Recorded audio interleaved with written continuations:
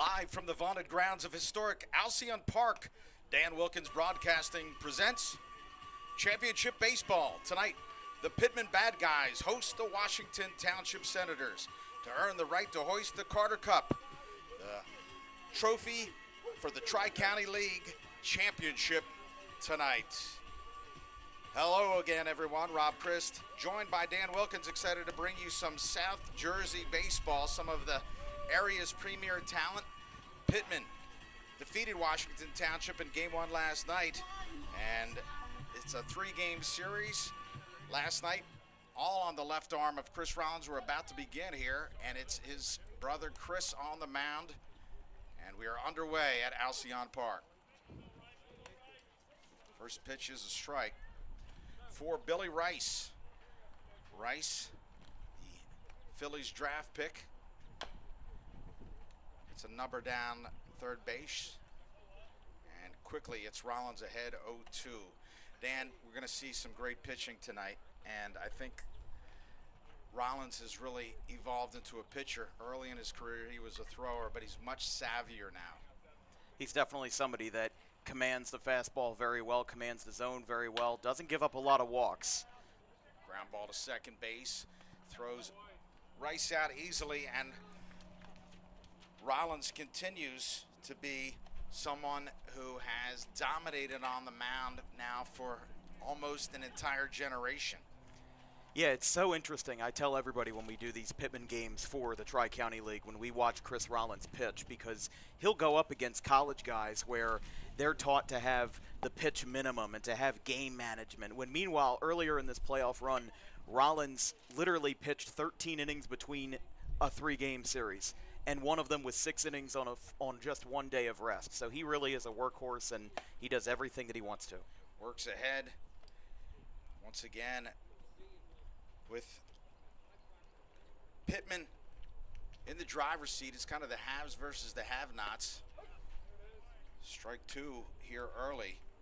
Pitman looking to go back-to-back, and Township in search of their first victory in their limited franchise. Swinging through strike three. 2 outs here early for Rollins, and he continues his mastery. There you see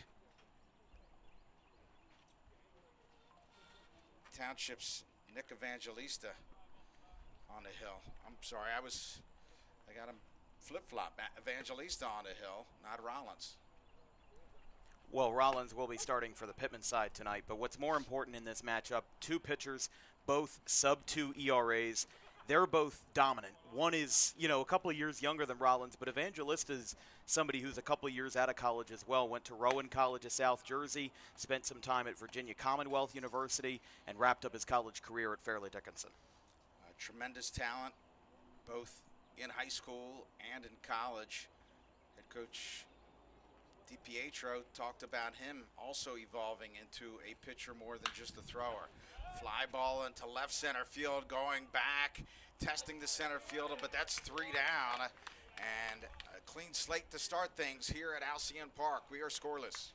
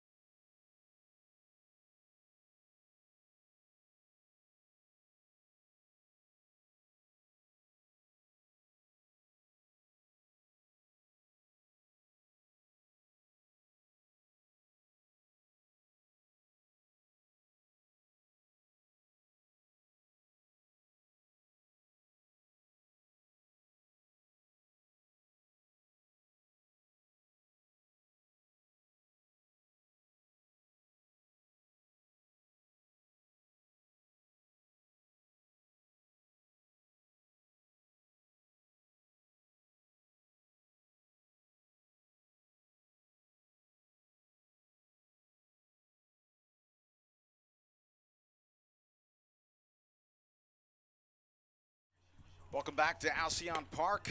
There you see Chris Rollins on the bump. Again, we talked a little bit about him in the top half of the first inning, Dan. Yeah, listen, this is a guy that former Cubs draft pick, went to Winslow, had some time at Rowan College, at the time Gloucester County College, and right now is the pitching coach at Rowan University, a very well-heralded Division III program. Leading off, Braden Thorpe, the high schooler from Kingsway High School. Last night, 0 for 2 with a stolen base in game 1 of this best of 3.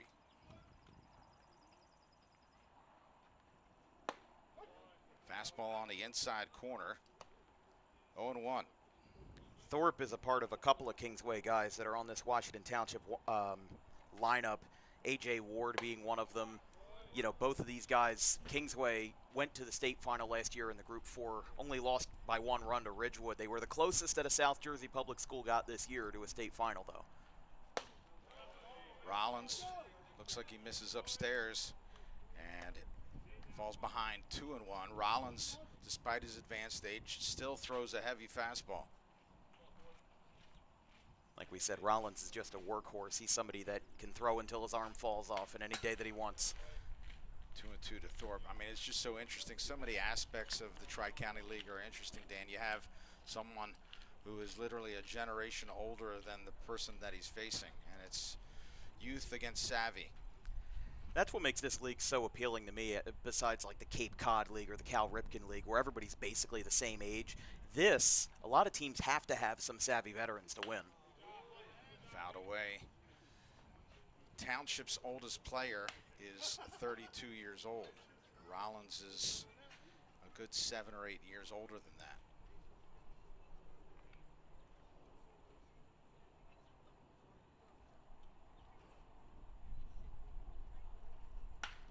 Again, Thorpe continues to battle. Great two-strike approach. As you know, Dan, we faced Kingsway in the South Jersey Championship game, and one of the things that they did a good job of is just fighting off those 2 strikes and making the pitcher battle. That's something you want to do with Rollins, try to get him deep so they're forced to go to their bullpen. It's very true. Even if that's at bat ends in a strikeout, Thorpe can say that he worked the pitch count. Curveball, misses inside. Rollins thought he had it. I thought he had it too, to be honest with you. But yeah, one of the big things you talked about, Township and Pitman having some veteran guys. They're not the only ones. You know, Pine Barrens, they've got Ryan Kelly. The South Jersey Grizzlies have Cody Brown, a Gloucester Catholic alum who was at Central Connecticut State. A lot of different teams with a lot of different veteran players. Look at Thorpe. This is just a tremendous at-bat, and again, this is going to pay dividends later in the game. Yeah, it may be trivial now, but it may end up being a consequential at-bat later. Like we said, this is a series that was defined, at least last night, by teams getting through adversity. It was a 1-0 game, but Pitman scored 1 run and left 12 runners on base. So if Thorpe can continue fighting off pitches, you're just going to make Rollins more and more frustrated on that bump. Full count curveball. There you go. And again, I think Rollins wanted that. Looked like it missed maybe a hair high. Well, let's be honest, every pitcher wants their borderline pitch to be a strike. That's why pitchers in Major League Baseball really aren't allowed to challenge ABS, because they're not going to get it right. It's just, listen, the catcher knows, and if Lou Alvarado gets upset behind the plate, then you know that probably should have been a strike. Thorpe with speed at first base, and Rollins respects that. You know, one of the things that Coach DiPietro talked about is the fact that it's hard to have a balance between youth and experience. Fastball skied to the shortstop, and 1 down here in the first. Gonzalez made it. What a play last night. Just phenomenal. Something that was SportsCenter worthy. Yeah, right along the foul line, made that catch in diving territory. And again, he's not exactly a youthful player either. He's, 12 or 13 years removed from college when he played at Rutgers Camden. So, that's a veteran play, and it really showed last night. Big part of their win. The late steal. Oh, there you go. And Thorpe wisely takes second base.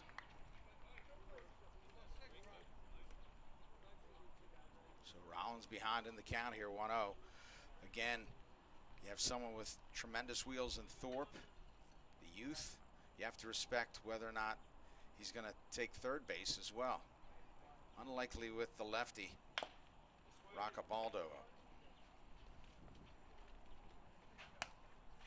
And Roccabaldo batting over 300 this year. He's another veteran presence on this Washington Township team.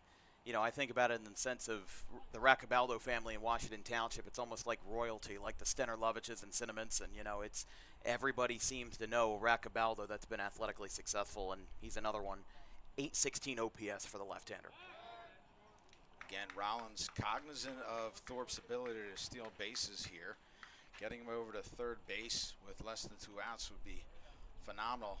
Of course, both of these teams really struggled to score runs. Both coaches are very much aware of that. Line drive, center field, tracked down. Tagging is Thorpe. Throw coming into third base. It's right on the money. And it looks like perhaps the ball was dropped. But a tremendous play there. And Thorpe easily into third base. You see the arm of Billy Rice. A legendary arm, I may add. Yeah, Rice is another guy who, funny enough, went to Washington Township High School, and another guy that's been very important for this Pitman team. Contributed 2 hits last night and also made a couple of good plays in center field to help win this game. Scored the only run on offense, too. Swing and a miss, strike one here. Ironically, Rice is the son-in-law of the opposing coach, DiPietro. See, I've been covering Tri-County baseball for 4 years, and I didn't know that. That's great research. Swing and a miss, and Rollins ahead now 0-2. Gave me a little anecdote that I'll share a little bit later in the game, but again, kind of interesting to watch your son-in-law in the opposing colors per se. Rollins misses high. 327 average for Warburton this year, 802 OPS. He's got 18 hits and 55 at bats. And even though he's got all of that going for him in 13 RBIs, he has struck out 17 times. So we'll see if he can put the ball in play. Rollins again with the curveball. This time catches Warburton looking, and we're through one. Scoreless at Alcyon.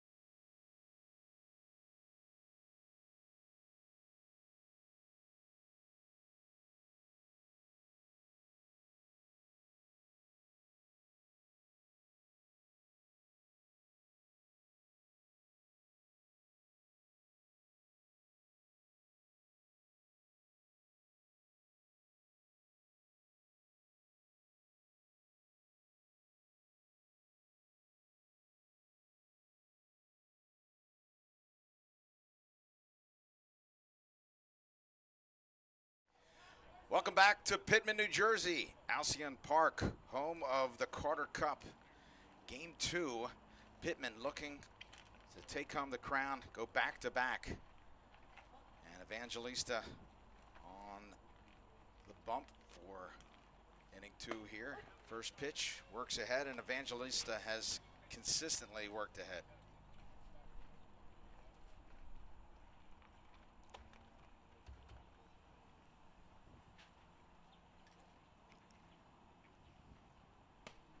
Misses inside, 1-1. Got Scott Shaw out of Villanova at the plate. He's homered twice when our cameras were rolling in this season. Once on opening night and then once in the semifinal round versus the Rough Riders. Shaw takes ball 2. Shaw, of course, was teammates with Lesh at Ryder. Ryder boasted quite a bit of South Jersey talent. Jack Winsett from Eastern also on that team. He was on this team for a little while, Pitman, but didn't stay until the playoffs. I don't know how much he played, but what I'll tell you, though, about Shaw and about Ryder in general is that they still have a good host of South Jersey talent. They made the NCAA regionals this year, and they had 9 different players from the 5 South Jersey conferences represented. Shaw beats it foul. Shaw last night 0 for 2 with a walk, flew out twice. And again, Shaw was able to attend Villanova due to the 5th-year rule, took advantage of that. It's a shame in many ways that the Ryder team kind of broke up with their success in the playoffs, and Shaw found greener pastures in Villanova while he takes ball 4 and a leadoff walk for Shaw and Pitman.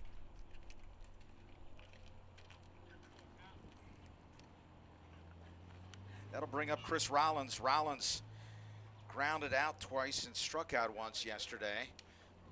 His first at bat, he grounded into a 6-4-3 double play. It looked like he was favoring one leg versus the other, but I've seen nothing that suggests any injury on the mound. Ground ball to third base, over to second base for 1, back to first. 5-4-3 on this double play. So that's the second double play in as many games, and I hate to say it, Rob, but I think we cursed it into existence. It was the announcer's jinx. But what I'll tell you, Chris Rollins, a .267 hitter, he's one of the best two-way players in the league with a 1.99 ERA, but still, even with an OPS below 700, there is not a pitcher in this league that doesn't feel uneasy facing Chris Rollins. And stepping in is Luke Lesh. Luke is described as the hottest hitter on the team by Coach Kit Bard. Lesh takes for a ball. Lesh, as we mentioned, played at Ryder, also at Gloucester Catholic. Tremendous hitter. And he had one of the most consequential swings in this league's history this time last year. Game 2 of last year's Carter Cup, 12th inning walk-off home run right towards that soccer post in right center field down the line. Had that walk-off homer. I think it might have actually been off of Evangelista, but it gave Pitman their first title of this run and their 10th, which is the most in the league's history. 3-0. See if they give Lesh the green light. It doesn't matter. Ball 4. And this is a good pivotal moment here for Evangelista, because if not for that double play, let's say Chris Rollins gets something like a base hit or that ball goes under the legs of Thorpe at third base, then you're going to have to deal with the bases loaded and nobody out. But in this case, a walk, you get bailed out with the double play, and now you've got a runner on first with 2 outs. Pretty low-stakes situation. Andry, another solid hitter in this lineup, takes strike 1. Andry last night 0 for 3.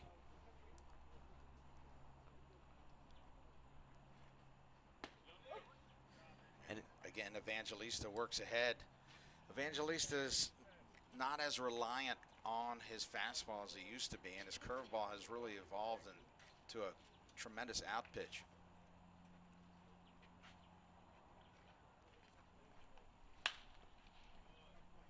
Foul down to right field line. No one's going to get that. The count holds it 0-2. Andry batting .357 this summer, a .963 OPS.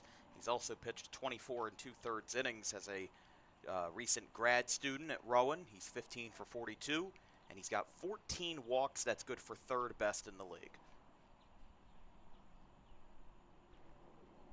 The 0-2 delivery. Again, a curveball outside part of the plate, and Evangelista continues to deal.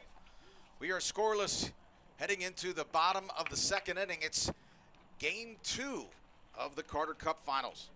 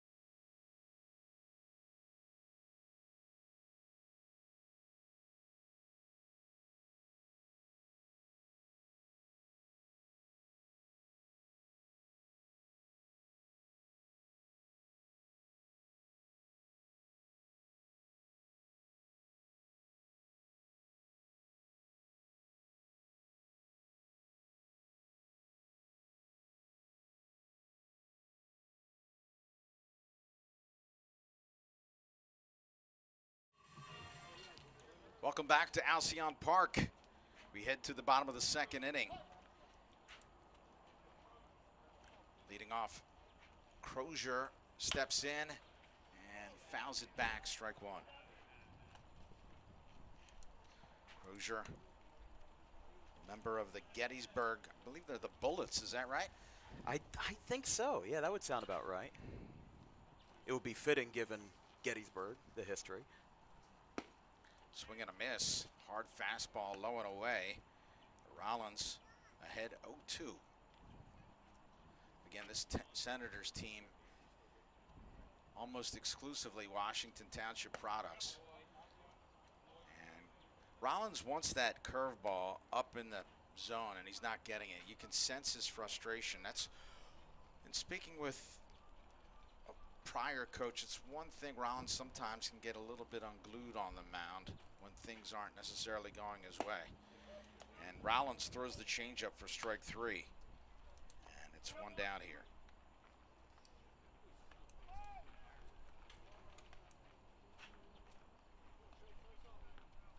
Crozier, the second strikeout victim. Rollins averaging about 10 strikeouts per game. So about a strikeout and a half per inning. Right now he has 2, and he's in keeping with his average. Misses away with the fastball. Trevor Sharkey batting .277, 13 for 47, 8 RBIs, and 2 extra base hits. Fouled away. Count evens at 1. Sharkey's going to be busy this year. He, for several years, has been an assistant football coach at Washington Township High School with Mike Schatzman's staff. They just went 12-0 last year. He's also an assistant baseball coach at Kingsway. So jack of all trades. Fastball catches the outside corner, and it's 1-2.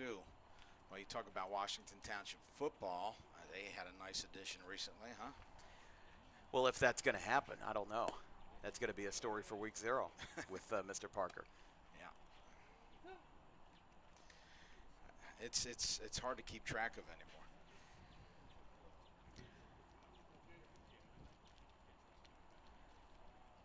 The 2-2. Again, misses outside. And Rollins forced to go deep once again against Sharkey.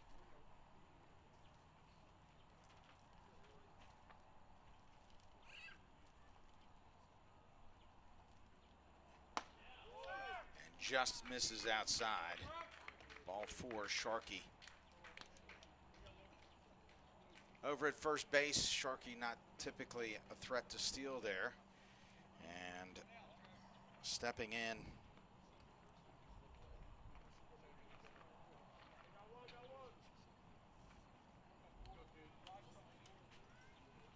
For Township is Kyle Shields. Hard line drive. That'll find a hole.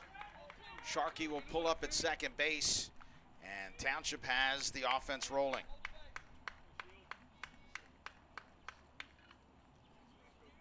It's a good piece of hitting right there for Shields. He's been batting under the Mendoza line this summer for the product out of Chestnut Hill, but doesn't matter what you're batting in the regular season. You can tell that to Matt Stairs or anybody who's been a postseason hero, is that it doesn't matter what you're batting. If you get it done at the right time, it's going to be a good thing for you. Showing bunt. Bunts through the curveball. Strike 1 to Ward. Ward last night with a pair of base hits. The only player for Township to record 2 singles. And one of them came late. Looked like Township could rally, but a first pitch pop-up by Alex DiPietro ended their threat in the 7th inning. Rollins quickly ahead, 0-2. Ward does have some speed. Likely to stay out of the double play should he ground it out. But again, right now, he's just going to battle here behind 0-2 to Rollins. And he swings through the curveball. Rollins, again, illustrating what we talked about, just his savviness as a pitcher, just kind of 0-2, not really giving him anything right on the black, and truly a pitcher's pitch. 2 outs here for DiPietro. DiPietro had a big swing in the semifinals, Game 2 versus the South Jersey Grizzlies. Didn't have any home runs in the regular season, but he had the biggest swing of them all. It was a solo shot in the 3rd inning of Game 2. Helped propel them to a 2-0 win last week.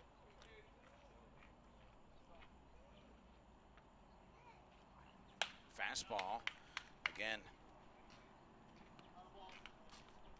Rollins ahead in the count. You get a sense that Rollins, you just sense his competitiveness, because when there's any adversity, he just picks it up. Yeah, I mean, he just gave up a walk and a single, and then he struck out A.J. Ward like it was nothing. You know, he just cut right through him. So he's able to work through it very well, and that's why he's their #1 guy. Again, the curveball ahead, 0-2.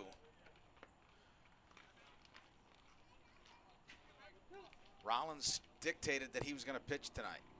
A couple people over with Pitman said we would rather have him. I think a better matchup would be tomorrow, but they said when Rollins says he's going to pitch, he pitches. Pick it 2. They have him, and he's out. Well, a base running gaff there as Rollins was on the ropes. And again, the savvy right-hander finds his way out of it. We head to break, scoreless here from Alcyon Park.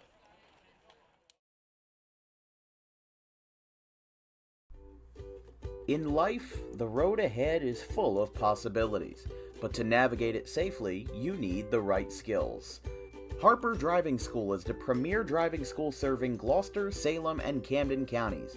With experienced instructors, many of whom are teachers in local schools, we are dedicated to your success and will help you master the road with confidence. With an over 95% success rate of students passing their road test on their first try, you know your student will be in good hands while embarking on a huge step of their young adult lives, all while avoiding the lines at the DMV and getting insurance discounts. We chose Harper, and so should you.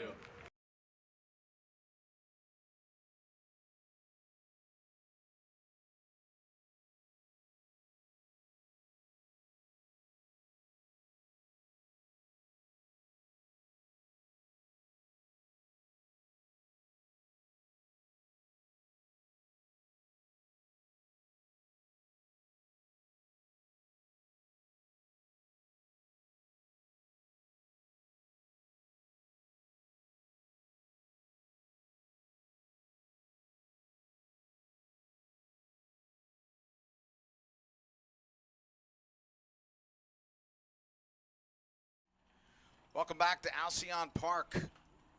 We head to the top of the 3rd inning with the game scoreless. Only 1 run now in the first 9 innings between these two teams in the Carter Cup. And Evangelista works ahead. It's called strike 1. And Rob, you were talking about repeat champions, and you know, they're not as common in Major League Baseball as they are in the Tri-County, but there's some teams that just know how to get it done. The Rough Riders were the last team to do it in 2023 and 2024. It's been done 13 times in the league history, and you'll see that on the right side of your screen. Weak ground ball back to Evangelista. Tosses over to first, and there you see the graphic of the repeat champions, including the legendary Dr. Connor, 5-peat and 6 championships in 7 years from 1995 to 2001. But I mean, hey, this league's been around for a while. You know, Rick Ventura built up this league. Of course, this Carter Cup is named after Harry Carter, who started coaching amateur teams in 1940 and was a big part of the Winona teams in the 70s, and he retired from coaching in 1988 at 83 years old, and that's when this Carter Cup was named after him, the Harry Carter Memorial Cup. Curveball misses 2-0 to Root. Root, a product of Triton High School, played his baseball at Gwinnett Mercy last night. 1 for 2 with a walk. Scrappy hitter at the bottom of the lineup. Grounds to second base, and Root is retired. What's funny about Root is that he is one of the few players that went to Gwynedd Mercy, but is not on the Cinnaminson Crew team. And the reason for that is, well, I don't have a reason for it, but the Cinnaminson Crew are led by Ryan Horner, who is a 2023 graduate, I believe, of Cinnaminson, and he has 13 of his own Gwynedd Mercy teammates on the Cinnaminson summer team. Unfortunately, though, Cooper Root is not one of them. Well, I think Cooper Root's pleased to be where he is. Oh, He's for played sure. championship baseball, and he's been an integral part of this lineup. 2-0 now to Rice.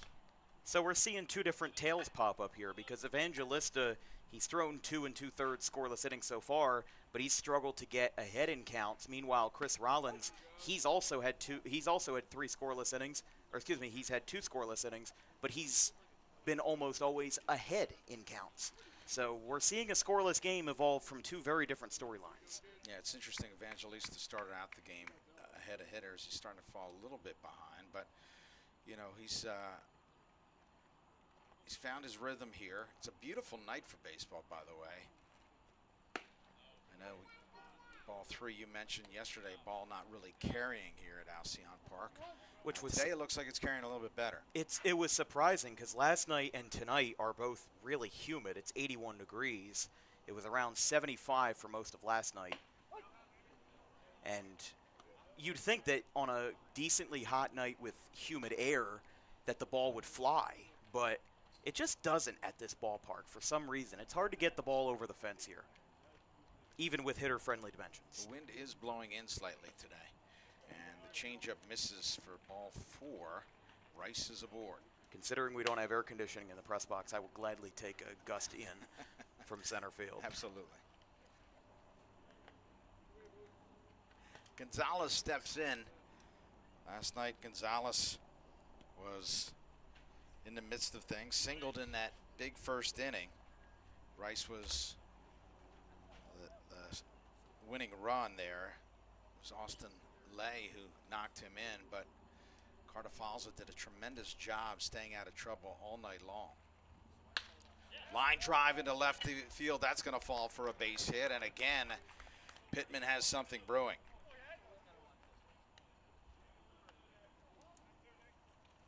Yeah, it's kind of wild to say that 3 hits in the first inning, all in succession, was the difference last night, but it really was. Rice doubled out to left center field, Gonzalez singled, and then Lay singled to drive him in, and then there was no more offense for the rest of the game. So, you know, really, we didn't know how this game was going to turn out, but it ended up being low scoring last night, and so far, we're looking like we're seeing a little bit of the same here in Game 2. Austin Lay, one of the best hitters in the league, steps in. This is trouble for Evangelista. Let's see if he can work out of trouble just as his mate did yesterday, 1-0. You know, Rollins is the player coach here, and he brought a lot of these players with him. They won championships together, Lay and Rollins did, back in their Belmar days with Kip as the manager, Kip Bard.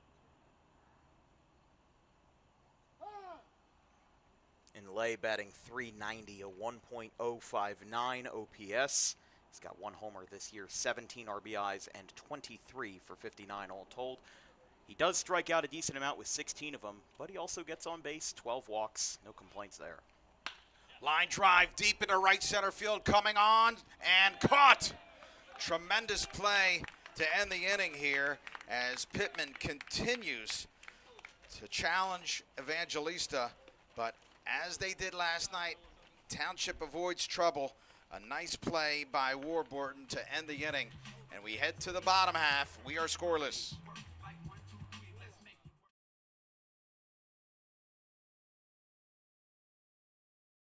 Jersey is the number 2 seed. As we said, they beat Manville 19-0 in the first round, which was even larger than Audubon's 16-0 win over Paulsboro as the 1 seed in the first round. That one's hit out towards center field straight away. Oh, she misjudged it. Got over her head in center field. Now this one's got a chance to be 3 bases for Spire. She's flying around third. Here comes the throw to the plate. It is not in time. What a way to kick off a semifinal with an inside the park home run. Emma Spire, who will take her talents to the Great Danes after 2026, lights up the scoreboard. with a fly ball that got misjudged in center field.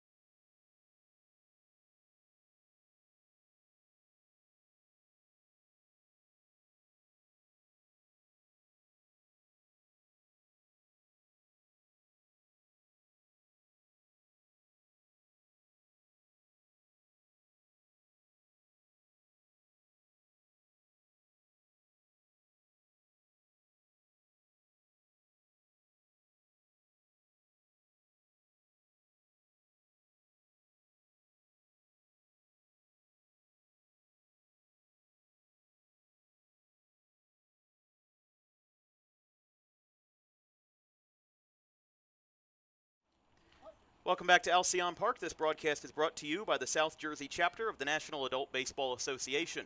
Registration is open for the fall 2026 season, but act fast. Registration closes on Sunday, August 16th. It's a 10-game season, and as they wrap up their summer campaign, they fielded over 40 teams across 4 highly competitive divisions from the Sunday League all the way to the midweek. So from any skill level, as long as you're 18 years of age or older, visit South Jersey NABA, NABA.com to register for the fall season. Rollins continues to pound the zone here, and DiPietro steps in and takes. It's 2-1. DiPietro, of course, was at the plate when Rollins picked off a man at second base to end that threat. And even more so, he was the last out last night. Township had 2 runners on base in the 7th, tying and go-ahead runs, but he swung at the first pitch, popped it up the short, and that was all she wrote in a very late game 1. We had a 50-minute rain delay last night. Ground ball in front of the catcher, and that will roll foul.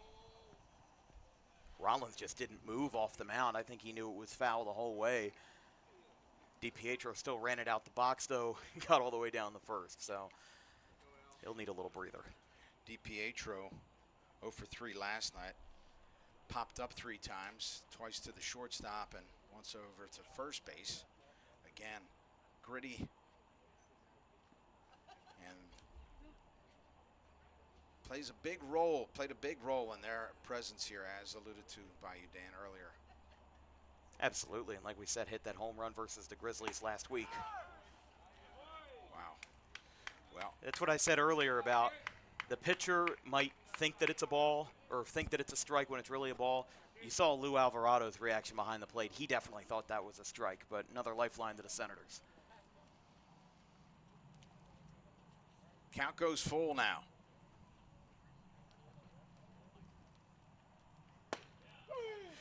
And this time he gets the inside part of the plate, and Rollins records another strikeout. You know, it's tough. DiPietro. Yeah, still.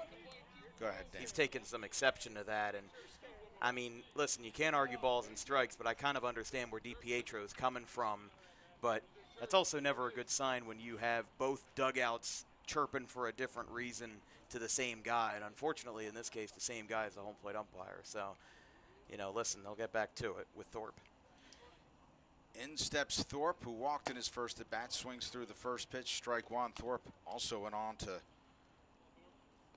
steal a base.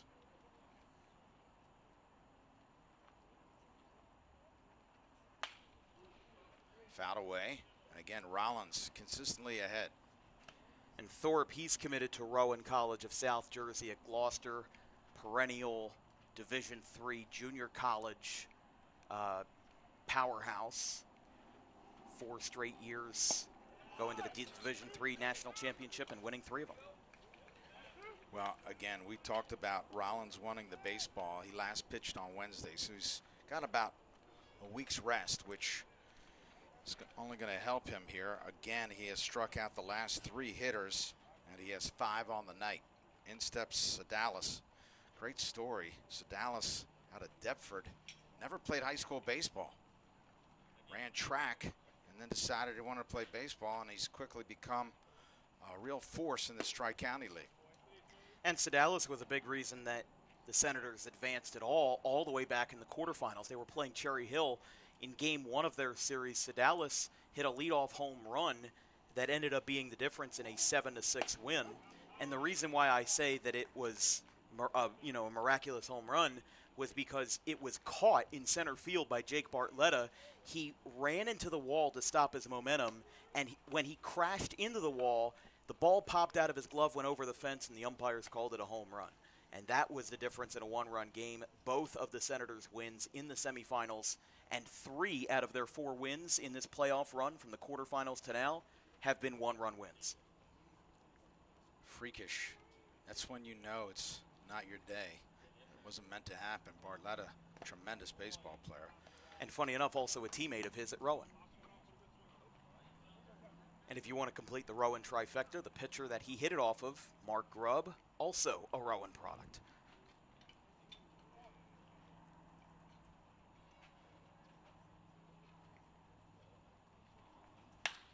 Line drive into shallow center field, and that will drop. Base hit for Sedalis. That shows sometimes you don't need to put the ball over the fence to have a good at-bat. In that case, Sedalis fouls a couple of pitches off, takes what he doesn't like, and when you have 2 outs and you have nobody on, you're the one that's setting the precedent. You're the one that's painting the picture. And if the worst you can do is a 2-out base hit, then there's no complaints from John DiPietro, and now you just keep the ball rolling and hope that Raccabaldo can make something of it. Raccabaldo hit a hard line drive in his first at-bat, caught by the center fielder. And again, Rollins works ahead. Sedalis last night in his first at-bat doubled off the wall, and it looked like, again, Township was going to score, but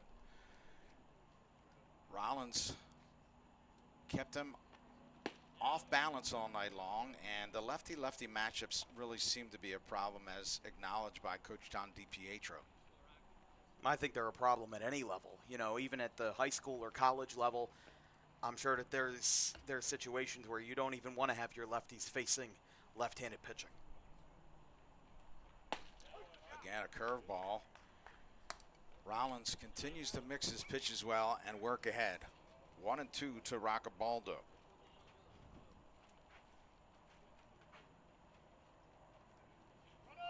So Dallas takes off. Raccabaldo swings through for strike 3, so that's irrelevant. And again, another strikeout for Rollins. He continues to cruise. We are through 3, scoreless.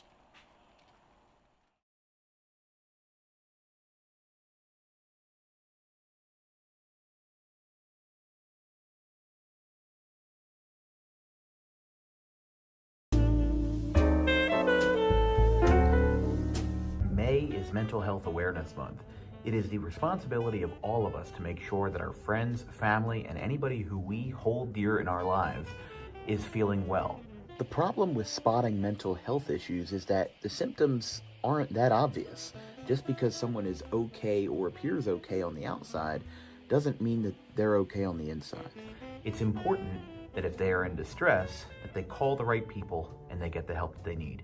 And it is very important that we treat each other with respect, regardless of who you are or where you come from. But it is just as important that we treat ourselves with respect, regardless of the situation going on in our lives. If you're in distress, you can call this number, 988, or you can visit any of these websites if you're not in distress, but would like to learn more information about mental health awareness and research.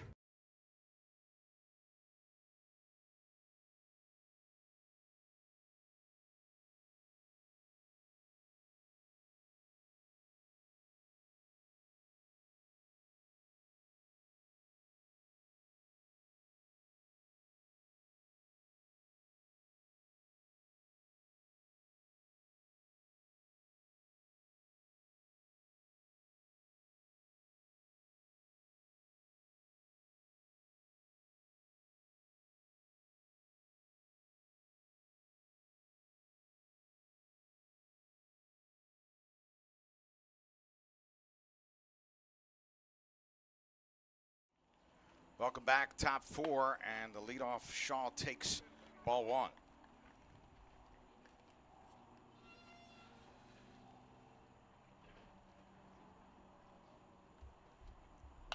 Curveball fouled over our heads. 1-1.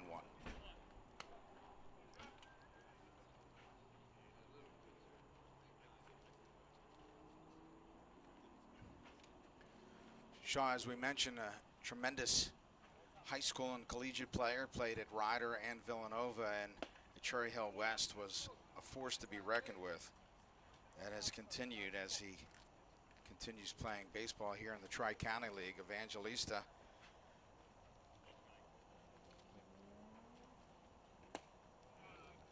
evens the count at 2. Swinging through the changeup from Evangelista. Again, much like Rollins, Evangelista used to be far more reliant on the fastball, and as head coach John DiPietro says, he has just really evolved into a very savvy pitcher. His off-speed stuff is daunting. Line drive, deep right field. It's fair or foul. It is a fair ball. Home run, Scott Shaw. Tough angle here, and Shaw puts the bad guys ahead. And just another big swing. Shaw likes to swing big when our cameras are rolling, and that's just another one right there for the Villanova product. He had 3 home runs in the regular season, and if last night was a 1-0 game, then this could mean that that swing means everything for this Pitman team. Well, Shaw, it looked like a no doubt about it off his bat. It was only a question whether it was fair or foul. From this angle, it actually looked like it was a foul ball. However, no blowback from Township, so it was clearly fair, and Pitman ahead now 1-0. May not have been as consequential of a homer as Luke Lesh last night, but, Luke Lesh last year in Game 2, but that could mean a whole lot opening up the scoring. High pop, and Evangelista bounces back with the first out of the inning.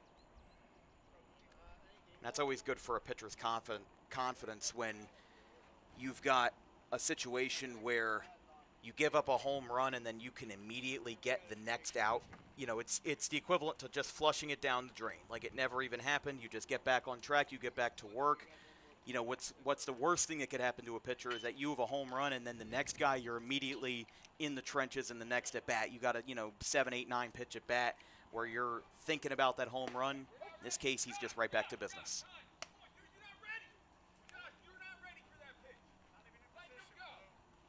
Lesh takes strike 1. Lesh seemed not quite set there, but I don't think Evangelista quick pitched him. For whatever reason, Lesh just kind of took the pitch off more or less. Yeah, that was weird. Because usually the home plate umpire checks to see if the batter is attentive to the pitcher before they throw it. But he was just kind of taken all the way there. You mentioned Shaw, primetime player, 3 home runs on the DWB. Lesh with as much power, if not more, than Shaw, swings through, and the count evens at 2.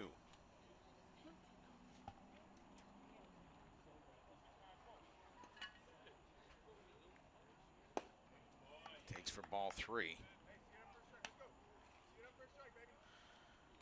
We're here in the top of the 4th inning. Pitman trying to close out their 2nd consecutive championship here in the Carter Cup. Lesh swings through, and 2 down now for Evangelista.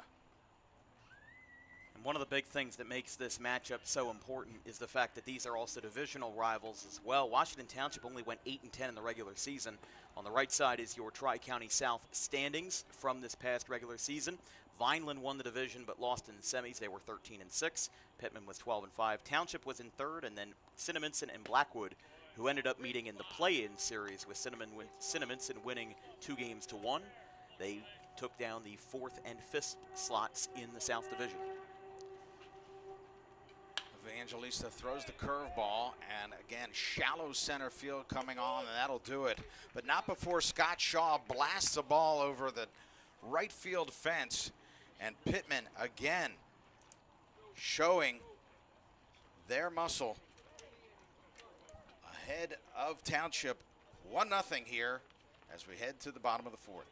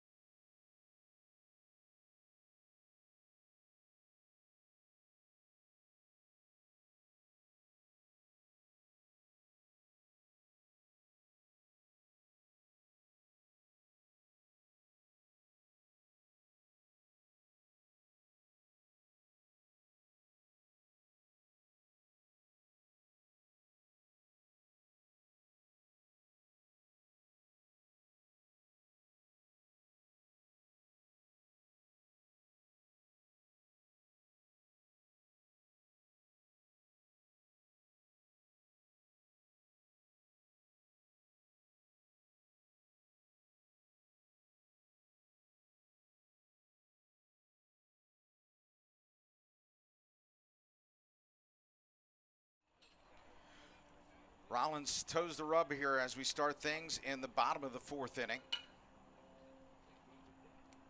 Warburton steps in to lead things off here and takes for ball 1. They appeal and did not go. You mentioned before Roccabaldo, just so many great players with the name Roccabaldo out of Township, and Warburton, his older brother, a tremendous player as well. Adam. 2-0.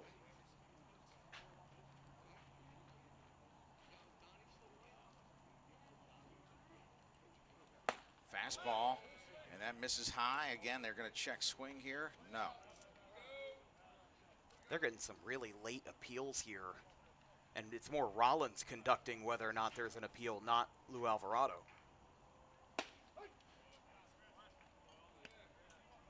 You know, spoke with a previous manager of Rollins. 3-1 pitch, misses ball 4, and I asked him, I said, tell me a little bit about him. You know, what makes him tick, etc.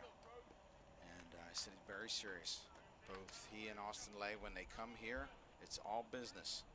And you can just feel the competitiveness in Rollins. And that's the type of guy you want in this situation. And there's a reason why he's been so successful for so long. Leadoff walk. And Township trying to answer.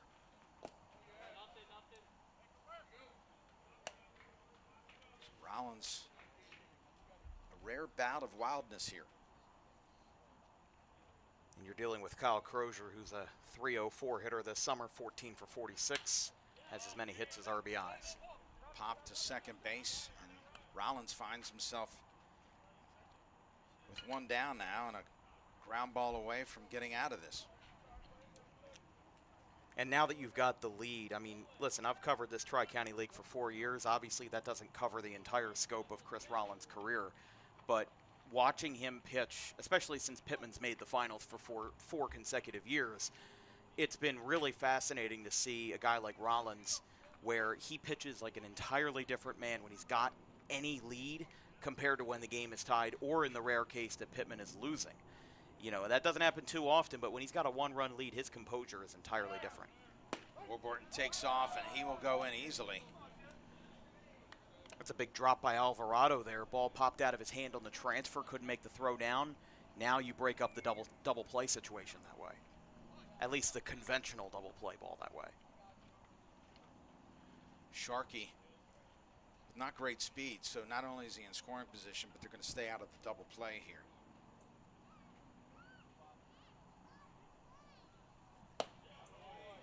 Rollins misses up again. He's been missing up primarily, and not by much. That was the same issue that Eric Cartafalsa had last night. He was missing, but he was barely missing by the skin of his teeth. 1-2 count now to Sharkey.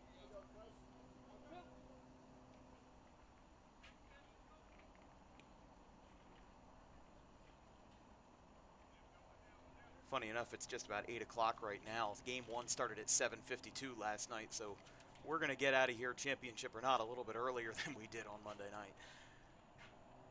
Gonzalez at shortstop, playing in the grass and then creeping in, and Sharkey swings through for another strikeout for Rollins.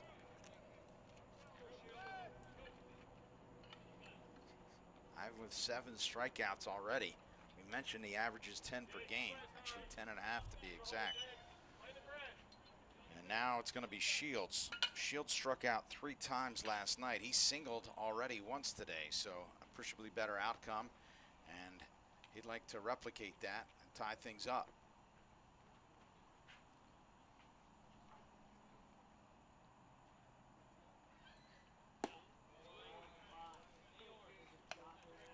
And I think the more that Rollins barely misses like he did there, the more likely it is that he's going to get frustrated, and the more likely it is that he might miss on the next pitch. So if you're Washington Township, is it crazy to say take until you get a strike in this situation?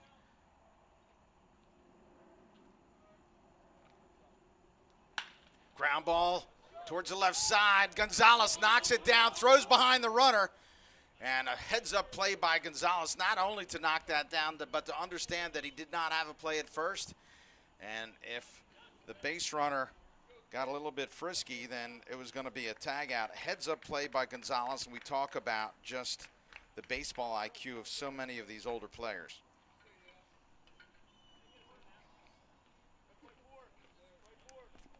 Warburton did a nice job to not overrun third base.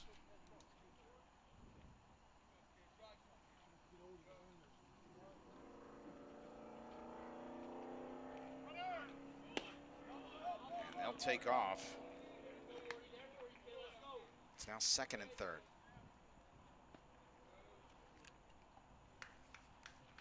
A very good double steal here with a guy like Ward, you know, fresh high school bat. Just has to get one down here, and if both of these runners come in, you've got a even if one runner comes in, you've got a brand new ball game on your hands. Curveball misses up.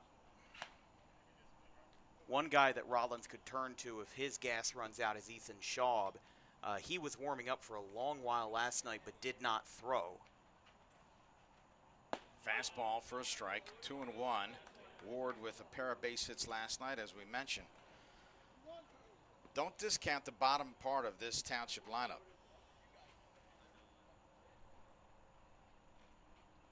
Curveball misses up, 3-1. DiPietro in the wings.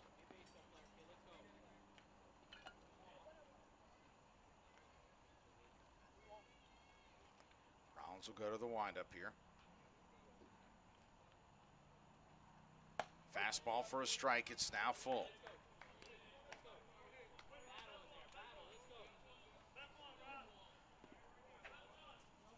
Three-two pitch on its way. Shaw creeping in left field, playing very shallow here. Fastball fouled back. Interesting. Shaw came in 2 or 3 steps, recognizing that runner on second base is the go-ahead run. Doesn't want anything to fall in front. Again, this is the bottom of the Township lineup. And Shaw's got a good arm too. Could throw it out at the plate. Full count. Popped up, and that's going to find its way out of play as well. So a tremendous battle here in the bottom of the 4th inning. Township looking for their first run in the Carter Cup Finals. We're in game 2.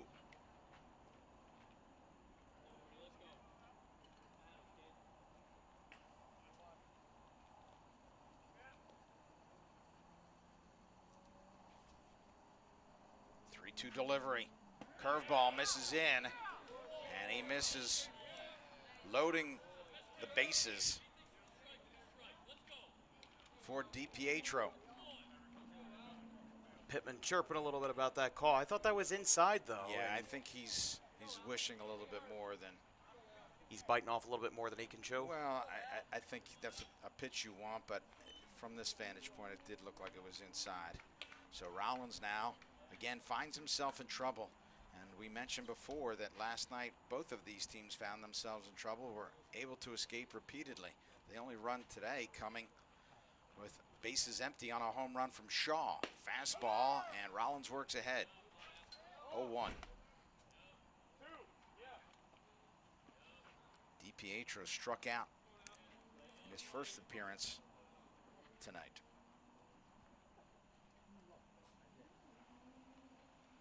Ground ball to the shortstop, Gonzalez. Gonzalez throws to second, has him, and Rollins again escapes trouble.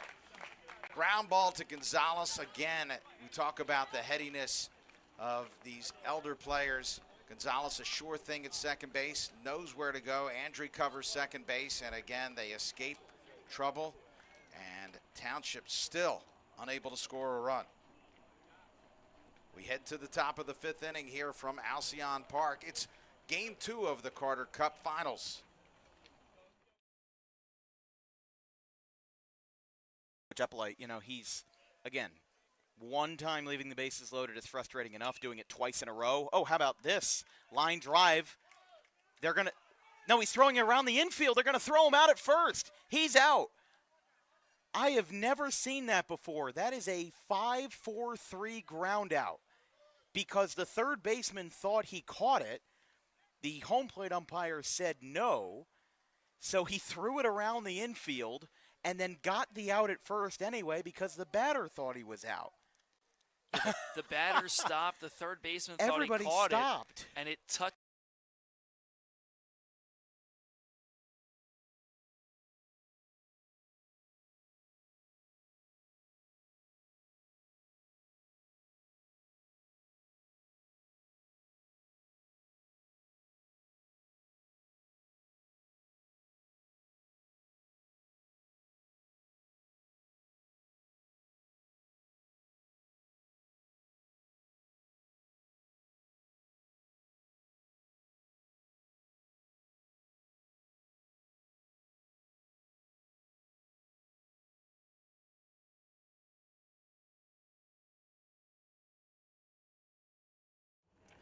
We welcome you back from Alcyon Park. This broadcast is brought to you by Harper Driving School.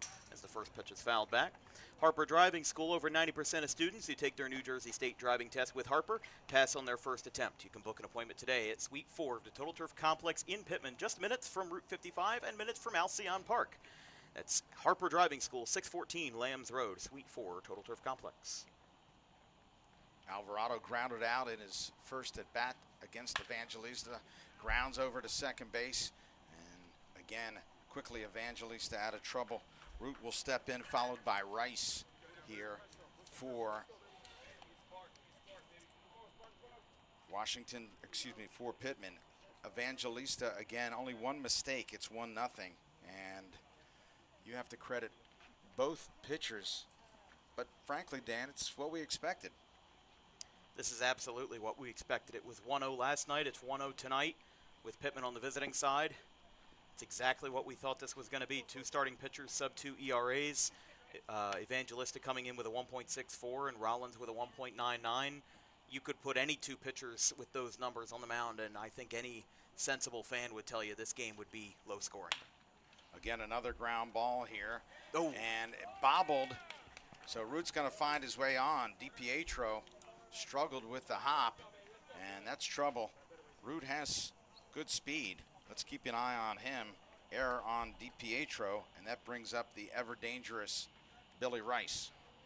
I'm going to have to look at my scorecard from last night. That might be the first error on either team between both games because the defense was pretty clean. There was Rice hit a ball to shortstop yesterday. You ruled it as a hit. I think it could have gone either way, so that would be the first error. Yeah, I don't have the official scorecard. You'd have to ask Kip Bard what he thought of it. But, hey, if Pitman wins the championship, whether or not it's a hit or an error doesn't matter to anybody. Rice checked his swing, and that may have thrown off Sharkey as it squeezed through and Roots on to second base. One of the things that I tell people, though, is when we're doing high school games, for example, on DWB, if there's a tough play and I have to decide whether it's a hit or an error, I explain my reasoning and I explain my thinking because there's people on one team that are going to say, well, that's an error, and there's others that are going to say that's a hit. But I use my objective baseball reasoning, and I say, hey, this was extraordinary effort, or this was ordinary effort, and it should be an error. DiPietro, obviously, in that case, that was a very clear-cut play. But there's others where you're not sure, and, you know, the way that you score a high school game might be different than how you score a MLB game. Absolutely. I think you're more apt to give the base hit in a high school game versus a college or a professional game.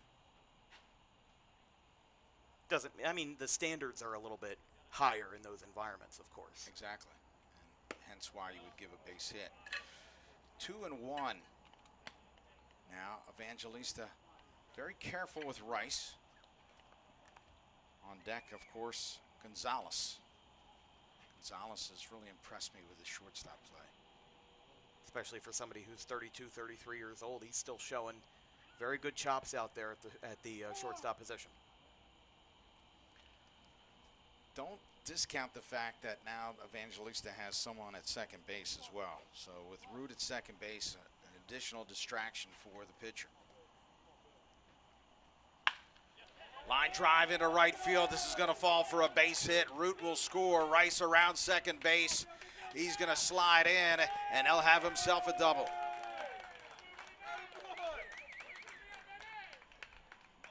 And that is a much-needed insurance run, especially in a low-scoring series. Couldn't ask for much more than that.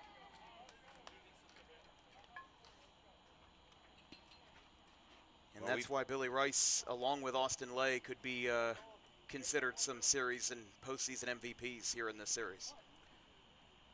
Well, leadoff walks and errors always seem to come back to bite you, and that was certainly the case there. We talked about how dangerous Rice was, and he turned on that inside pitch, hugged the line, and now what looks like an extraordinary lead. 2 runs here for Pitman. Yeah, 2-0 in the context of this series is a lead with some magnitude compared to, you know, any other baseball game where a 2-0 lead is basically nothing. Evangelista misses inside.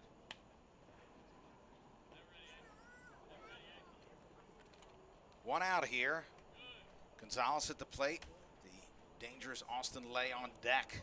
Seems like we can say dangerous about almost everybody in that Pitman lineup.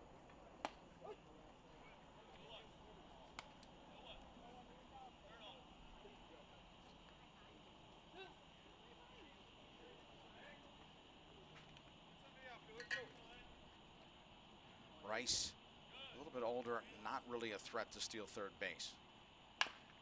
Grounded down to the third baseman. Good play there, and now Rice is in trouble. He's hung up between second and third base. They're going to get him into a rundown. Here goes Poorly Gonzalez to executed second. rundown. Now they'll just run him all the way back, and they get Rice, so they essentially swap spots. I don't even want to write that on my scorecard. Yeah. Just write a giant question mark. We'll just call it a fielder's choice. 2 outs here. And Austin Lay at the plate. Gonzalez now your runner at second base as opposed to Rice. And Evangelista continues to battle on the bump. Thorpe, the third baseman, made a nice play in between hop. That could have been a 3-run lead. Evangelista misses outside, ball 1. Every time I hear from a dugout, good pitch, great spot, that's basically the passive-aggressive way of saying that should have been a strike, but I'm not going to complain about it. I hear it all the time at the high school level. That would be accurate. It's the nice way of saying that shouldn't have been a ball. Line drive over to first baseman. Throw coming in. It's going to be late, and Pitman ahead, 3-zip. Austin Lay, we talked about again. Austin Lay, what a tremendous hitter he is. A line drive single into right field, and again, Gonzalez with pretty good speed. Warburton unable to throw him out at home, and they have extended their lead. The bad guys with a good lead, 3-zip.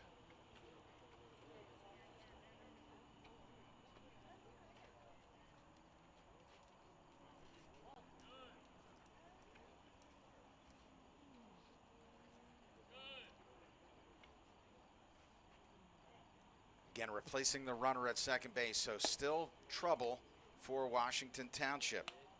First pitch misses.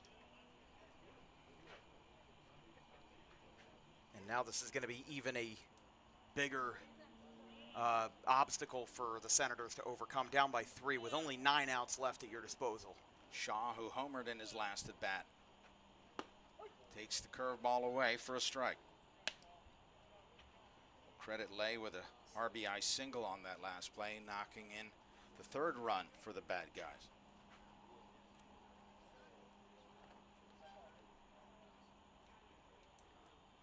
And like we said, if Pitman wins tonight, there would be their 11th league championship. They were under the name of Belmar when they won the three-peat from 2008 to 2010. Shaw crushes one into left center field. This is going to be the 4th run of the night for Pitman. And Evangelista is just breaking down here. I mean, he's now given up He's faced 6 batters, and 5 of them have gotten on base. That also looked like Shaw might have, or it sounded like Shaw might have broken his bat. Agreed. On that floater out to left center, so it brings in another run. And if you're John DiPietro, you know that the Senators don't have the deepest of pitching staffs. If you were to compare these two directly on that depth alone, Pitman's got the easy advantage. And with a 4-run lead, that advantage is certainly exacerbated. Remember, this rally started with an error.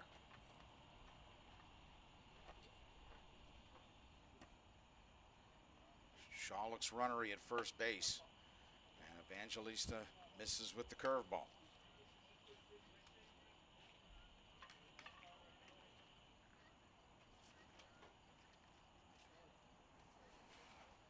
A reminder, Township trailing by 4 has not scored yet in either game. Shaw takes off, and it's fouled away by Rollins. Shaw probably would have gotten down a second, too, if Rollins had missed that, but good chance that they were going for a hit and run there. I think Pitman, they see the writing on the wall, but in a good way. They see that if they just keep swinging the bats, Evangelista is going to continue having problems. You know, if you watched the Phillies game last night, it was kind of like Alan Rangel when he was on and he had to stay out there for an extended amount of time. The Cardinals just saw that they could just keep hitting off of them, and if they just did what they were doing the whole time, they could figure it out. And I think Pitman's in that rhythm right now off of an exhausted Evangelista. Curveball skied into left field, and this looks like it'll be the 3rd out of the inning. And calling off the left fielder is Shields to end things. Well, a big inning here. All started with an error, and then 3 base hits out of 4 hitters. Gonzalez hitting into that fielder's choice, but nonetheless, it is Pitman that extends their lead to 4-0 as Washington Township will come to hit here in the bottom half.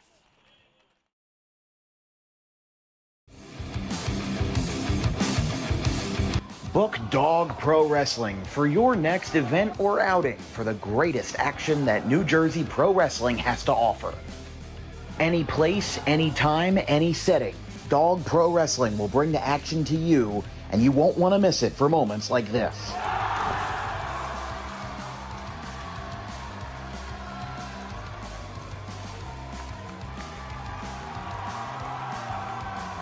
But don't just take it from me. Take it from Max Mundo, the Dog Pro Wrestling ambassador. This is Max Mundo with Dog Pro Wrestling. Are you a civic organization, sporting club looking to fundraise? Then look no further to Dog Pro Wrestling. We do grand openings, corporate events, and much more. And why not from some of the wrestling talent themselves? I'm Vinny the Fixer, and I'm the champion of Dog Professional Wrestling. If you want to book the best, come see us. We're the cream of the crop. We'll come to any fundraiser you can think of. Just name the place and we'll show up. This is the upstanding Dylan Mesh, and for the entirety of my professional wrestling career, dog wrestling has been a mainstay for where I like to wrestle. So you can believe me when I say that it is quality. And I'm upstanding. I'm the only opinion you need. Yeah!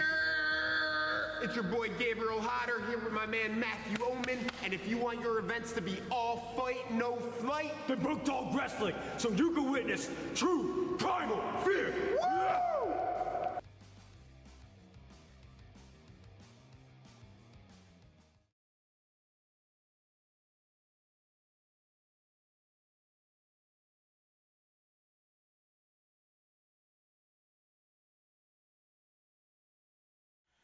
Welcome back to Alcyon Park. Pitman has expanded their lead. They're on top 4-0. Thorpe, Sedalis, and Roccabaldo, your hitters for Township. If it's going to happen, and your Township, you're probably thinking it's got to be now. It's now or never. I mean, you're down 1-0 in the series. Sometimes these teams like to have desperate measures in times like these. Let's see what the Senators can do. And that misses away, 3-0.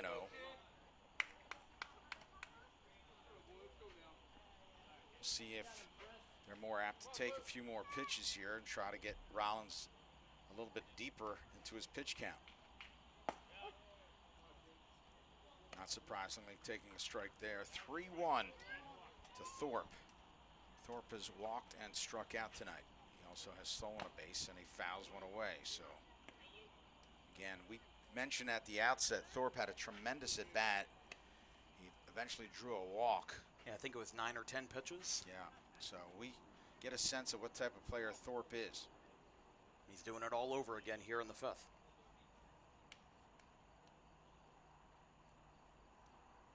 And called strike 3. Rollins paints the black. 1 out here. And with 1 out here in the 5th, this broadcast is brought to you by the Dangerous Adrenaline Wrestling Gladiators, New Jersey's premier pro wrestling organization with high-flying events throughout the Garden State. There are events coming up. They'll be in Gibbstown for Gibbstown Day on September the 26th, October the 17th in Little Lake Harbor for the Harvest Festival, and October the 24th in Mullica Hill for the annual South Jersey Geek Fest. Check them out at dawgprowrestling.com. 0-1 now to Sedalis. Sedalis with a base hit his last at bat. Misses high, 1-1. Sedalis, as we mentioned, a track star in high school, and it'll be interesting to see if he gets on base, if he will still try to attempt a stolen base. He's behind in the count now, 1-2. He's going to have to scrap in order to get on base. Rollins continues to grow stronger. Sedalis, a .392 hitter. This is heavyweight versus heavyweight right here. Fouled away. You know, I can't remember any player that had this level of success and played collegiately that never played high school baseball. It's definitely a rare case. Popped up. And that will be behind us in the broadcast booth. Count holds at 1-2. And one of the things I'll tell you is, you know, not to be doom and gloom, but a case like Sedalis is probably rarer in today's era of baseball because it's so focused on the youth and the development that if you're not looking at the big picture to college when you're 12, 13 years old, you might have already missed the boat. That's the unfortunate reality. Sedalis could not hold up. And again, Rollins with another strikeout, 2 down. Excellent movement on the inside half there. I mean, we've seen some. Lucas Rollins, his younger brother, had a couple pitches like that last night where the hitters are just getting diced up. That one looked like maybe a sinker, had a lot of run inside, and by the time you get that bat off your shoulders, he just couldn't check up in time. You mentioned Rollins averaging in excess of 10 strikeouts per game. He has 9 now, and Roccabaldo watches strike 1.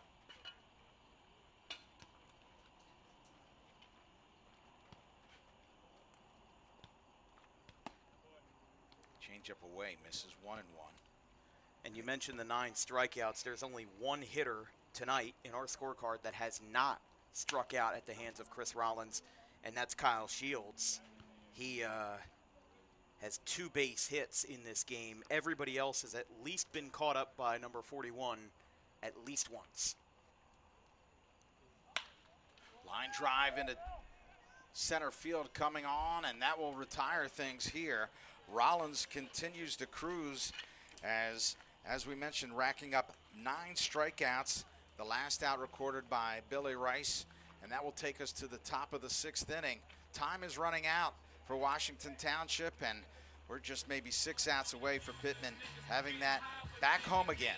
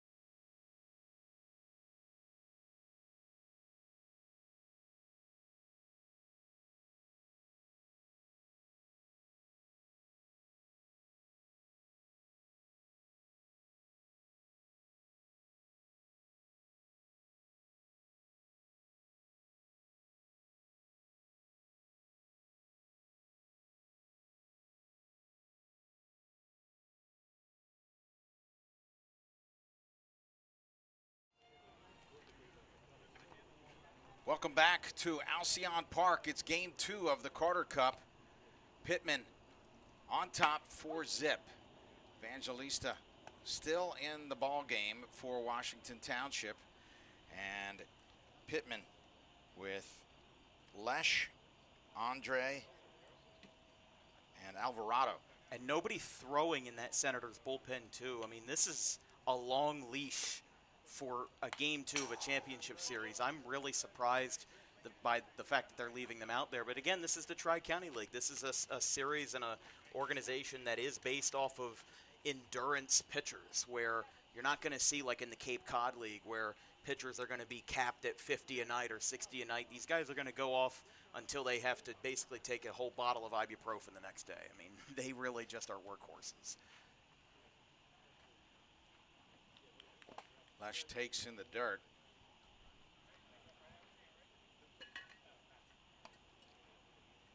You know, I haven't been to Alcyon Park in about 20 years. We played Pitman. Really? We played Pitman back around 2005 or so, I want to say. And I know that the Diamond Classic is held here, but what a beautiful facility here. Was that when Joe Lang was still coaching there? Actually, I believe it was Gene Reed who was my That makes assistant sense, yeah. at Gateway High School. He was my freshman coach at Gateway. Yeah, I'd say if you asked me to list my top 5 South Jersey venues, it would be Alcyon 2 and Rutgers Camden 1. But Rutgers Camden also isn't strictly a high school field. This is the best venue that strictly, or at least primarily, hosts high school baseball. Yeah, Rutgers Camden, I mean, what a tremendous place to play baseball. So Evangelista starts off things with a strikeout. One out here. And again, you know, he had a rough last inning, but there's still some life to that fastball. I do have Eastern on my top 5 list for venues, if you were curious. Well, Eastern typically has hosted quite a few big events there, and they used to host the particularly Diamond Classic. Yeah, particularly since we've had turf. We had turf now for about 20 years or so. But yeah, I mean, we're very fortunate. There's a lot of really nice facilities. Overbrook, the grounds crew at Overbrook does a tremendous job. It's a little bit of a short park, but Especially the center field. yeah, exactly. Because the track goes out on that. Same deal with Audubon. I think if you were to ask me my top 5, for purpose-built high school fields, I would say Pitman number 1. I would put Bordentown 2, because I really like their turf field. I would put Eastern 3. I think Cherry Hill West deserves to be on that list somewhere with the Trot. I think maybe a little bit. I would say a little bit of home bias, but also I love Hank Greenberg Field in Audubon. Absolutely love that place. Listen, if you want to talk about Cherry Hill Fields, East is I haven't been there in a while, to be leaps honest. and bounds above. They've done a tremendous job, the grounds crew there this year. Kudos to them, and just phenomenal playing surface there. I tell you, probably the nicest high school field that I played on was Malibu. I didn't play, I coached. I took my teams twice out to California to play against the best, and we played Malibu High School. You literally had the Pacific Ocean in the outfield. It was very distracting. Sure, you don't get a lot of home runs with the ocean breeze blowing in. Yeah, I think we won 3-1 that game, so I don't recall any home runs in that game.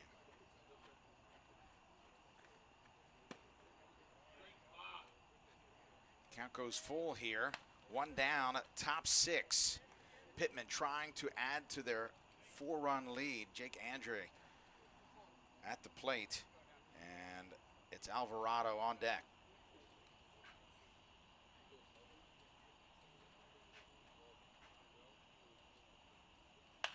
Popped up. Evangelista's going to take it, and he records the second out.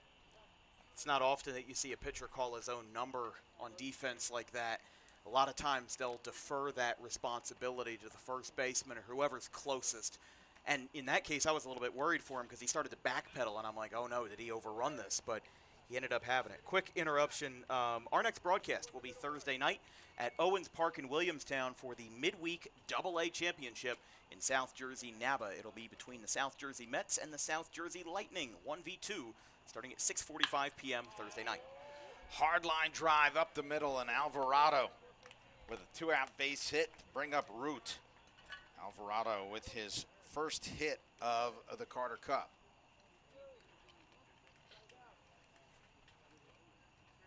And their rally last inning started with an error with one out, and two of their 4 runs came in, or excuse me, 2 of their 3 runs in that inning came in with 2 outs after the fielder's choice, that Billy Rice rundown. So maybe the 9-hitter can get something going, and then you set it up for Rice, and you've got another 2-out rally on your hands. Well, you alluded to that error in that inning. Of course, it was off the batter Root, who steps to the plate here.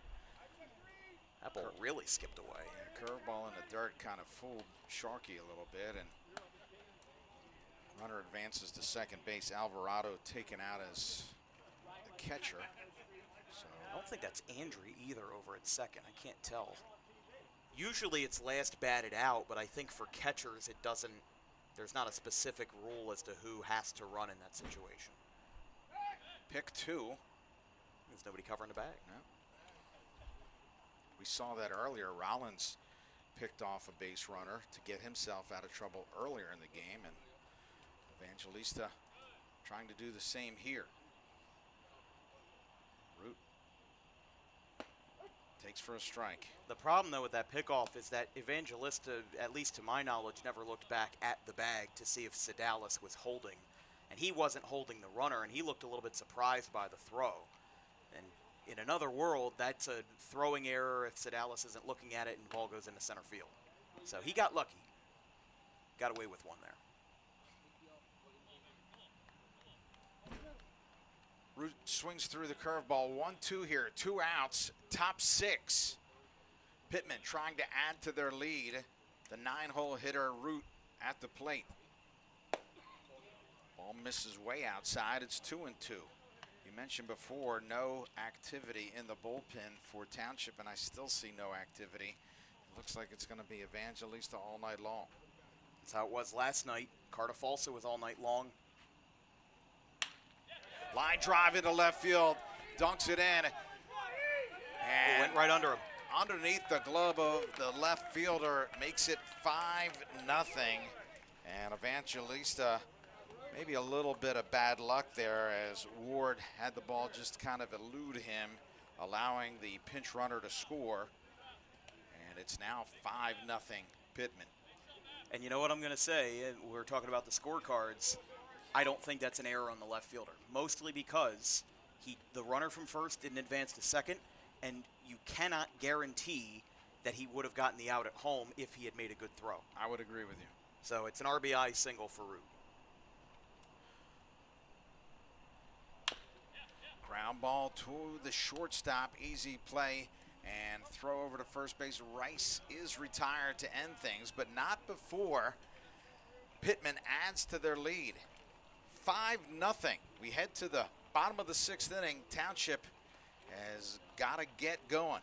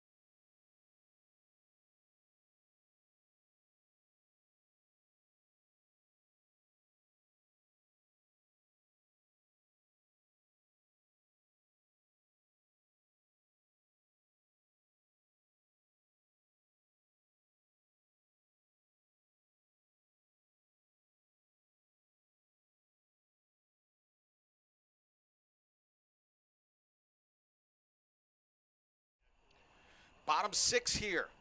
Game 2 of the Carter Cup. Township finds themselves in a deep hole, trailing 5-0. Chris Rollins has been his consistent self, not yielding a run. And it'll be Warburton, Crozier, and Shields here for the Senators.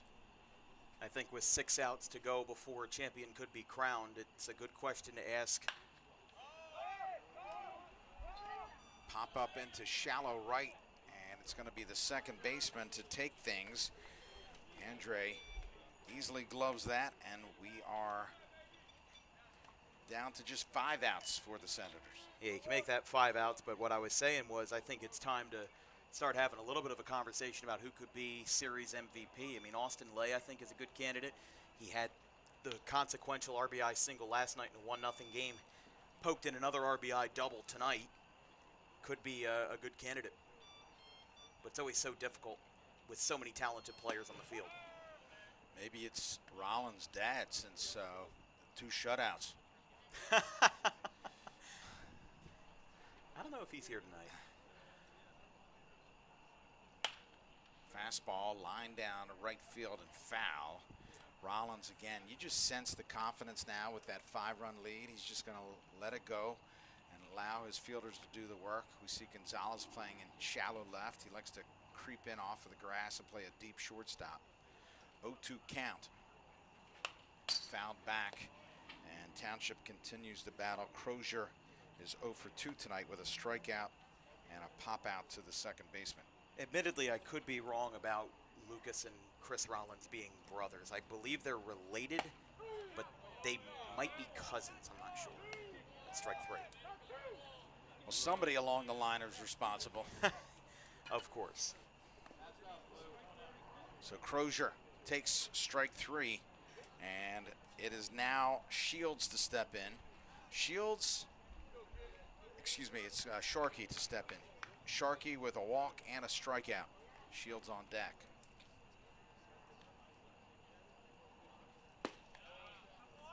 Fastball misses low and away. Alvarado wasn't happy about it. I mean, this is the perfect setup for Pitman here because if you get Sharkey out, you enter the 7th with the 7, 8, and 9 hitters. It's exactly what you want for a shutdown inning and a championship clinching inning as well. Count evens at 1.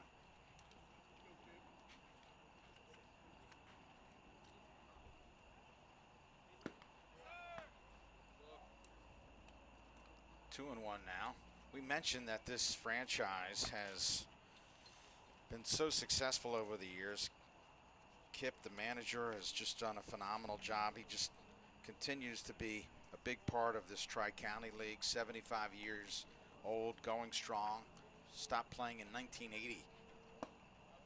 And he's, in addition to that, one of the most respected figures in South Jersey baseball at all levels. I think, you know, you could ask a lot of coaches that are currently in high school or at the college level, and if they were in Cherry Hill, they probably had an experience or two with Kip Bard at one point or another, had a run-in with him. It was interesting when I spoke to Kip before the game. I said, "You got a Cherry Hill hat on and a Cherry Hill polo. What's going on here? You got the wrong clothes on." He said the last time he didn't wear it, they lost, so he's wearing that and going to ride with it. Well, last year, this team was referred to as Cherry Hill Pitman, like with Cherry Hill / Pitman, which was weird, but there was a time where this team split their home field between those two places, even though they're 35 minutes apart. But this was the first year that they said, all right, well, we're going to stick to the Pitman moniker, and we refer to them as the Pitman Bad Guys because I'm one of those people, I got to have a town and a team name. Don't just give me one or the other. But yeah, I mean, they're incredibly successful for a reason, and Kip Bard is a good reason why they've been successful all these years. Rollins again works ahead, 0-2 here, and Shields looking to be perfect on the evening. 2 base hits and 2 plate appearances tonight.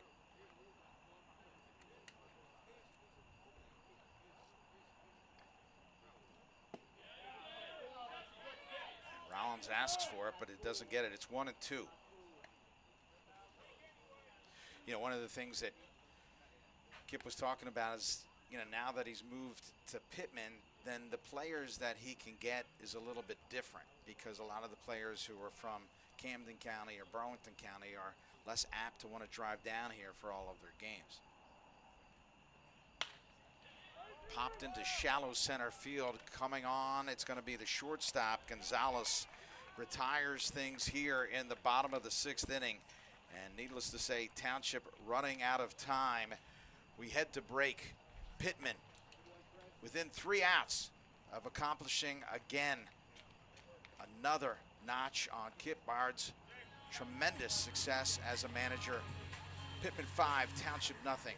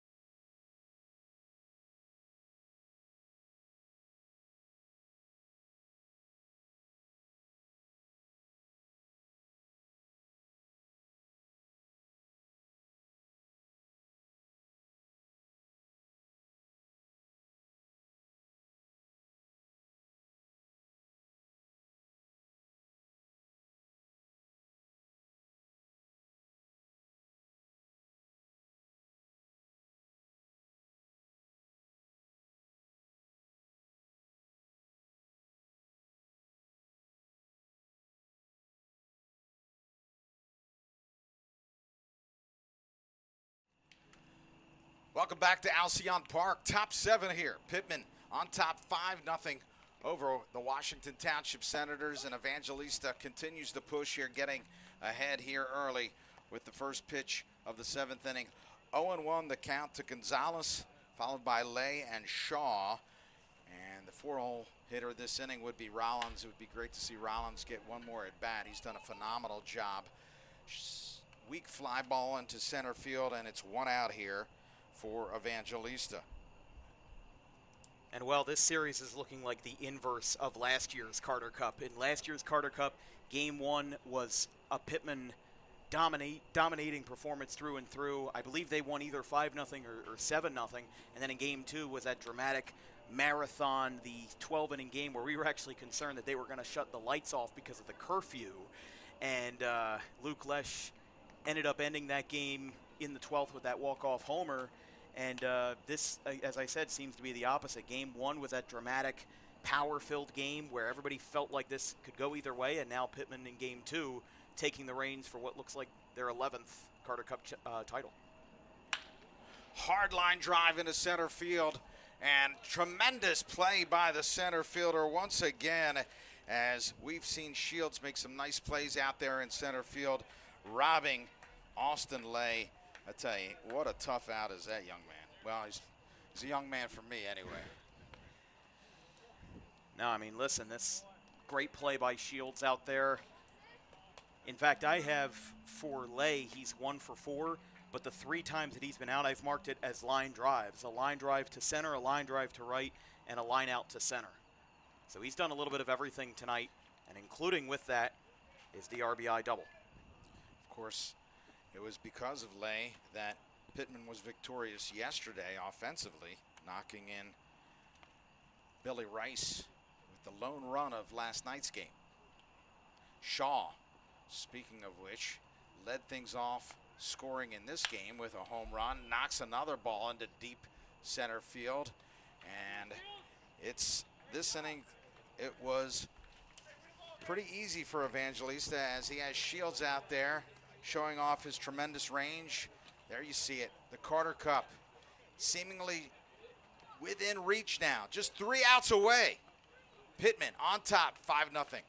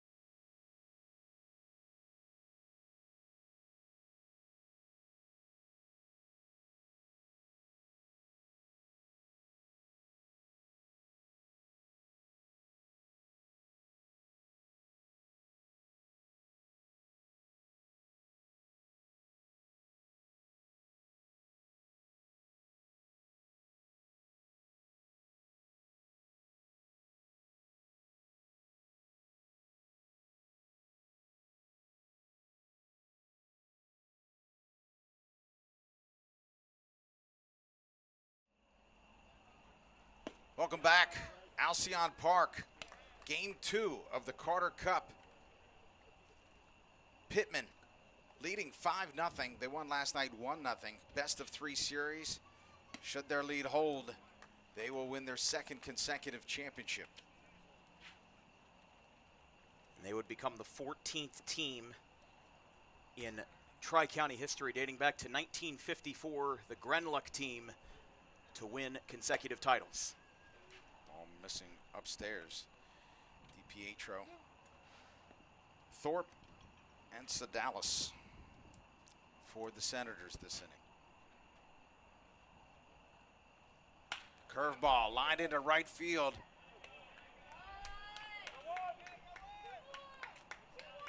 And that ball is caught, blocked by the Pitman baseball sign here, so apologize for the delay. Take that down.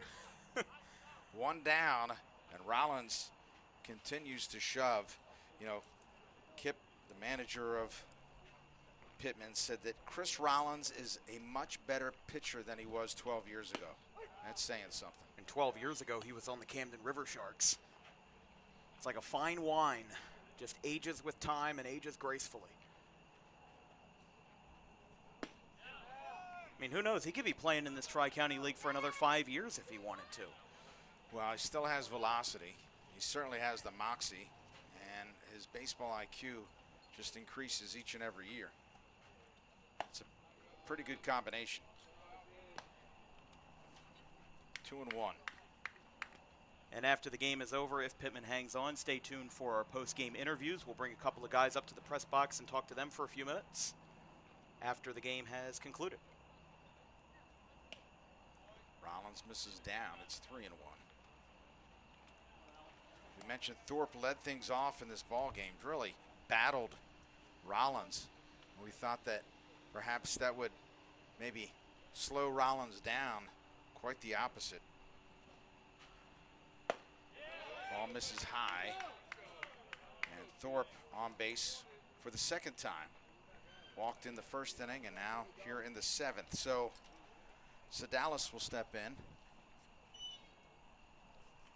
sorry, that was DiPietro. This is Thorpe now stepping in.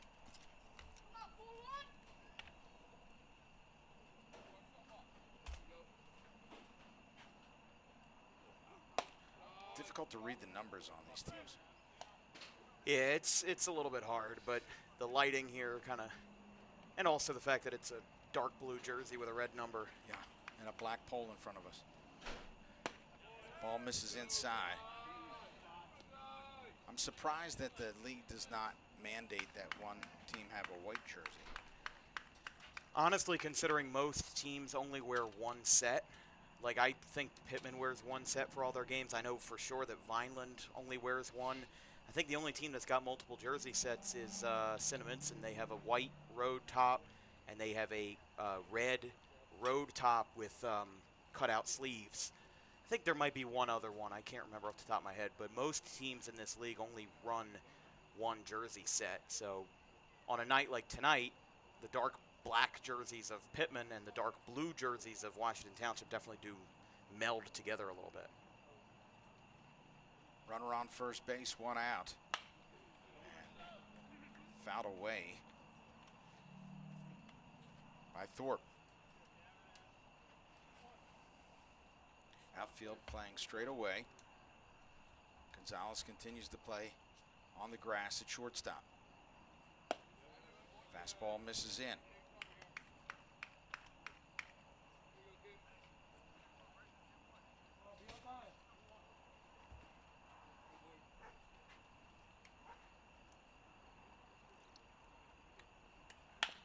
Ground ball up the middle. This could be it. Gonzalez touches second base, over to first base. Pitman, your 2026 Carter Cup champions.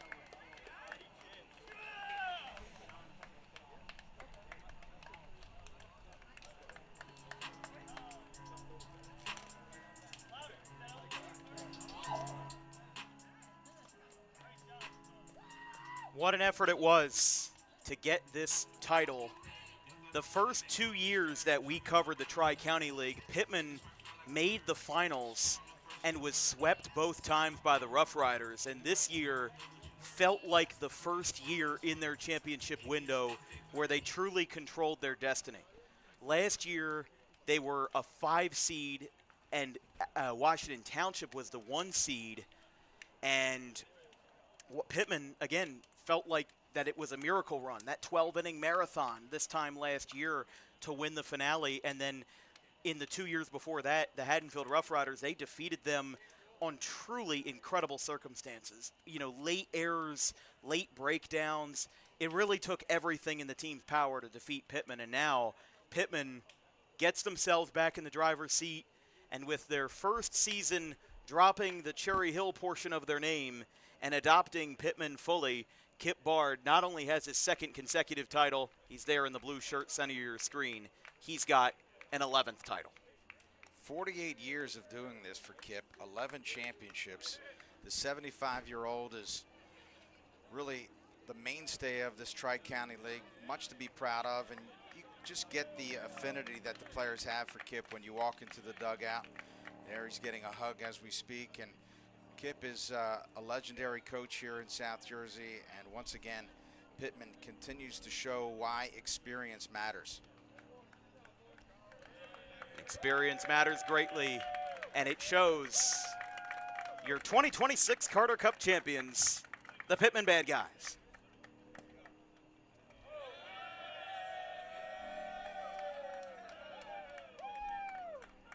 There you see it. I don't know if that's champagne or tonic water, but it feels knowing these good guys, either way. Knowing these guys, it's not tonic water. And there you see him holding up the prized Carter Cup, something that this team is very familiar with. Again, they repeat as champions, and when you have Chris Rollins on the bump, you have to like their chances. We mentioned before that some guys wanted Rollins to pitch tomorrow. Rollins wanted to do it tonight, and he throws 7 shutout innings. Washington Township with a tremendous baseball team, but just not enough for both Lucas and Chris Rollins. And again, we'll tell you, they become the 14th team in Tri-County history to win consecutive championships. Grenluck was the first team to do it in 1954.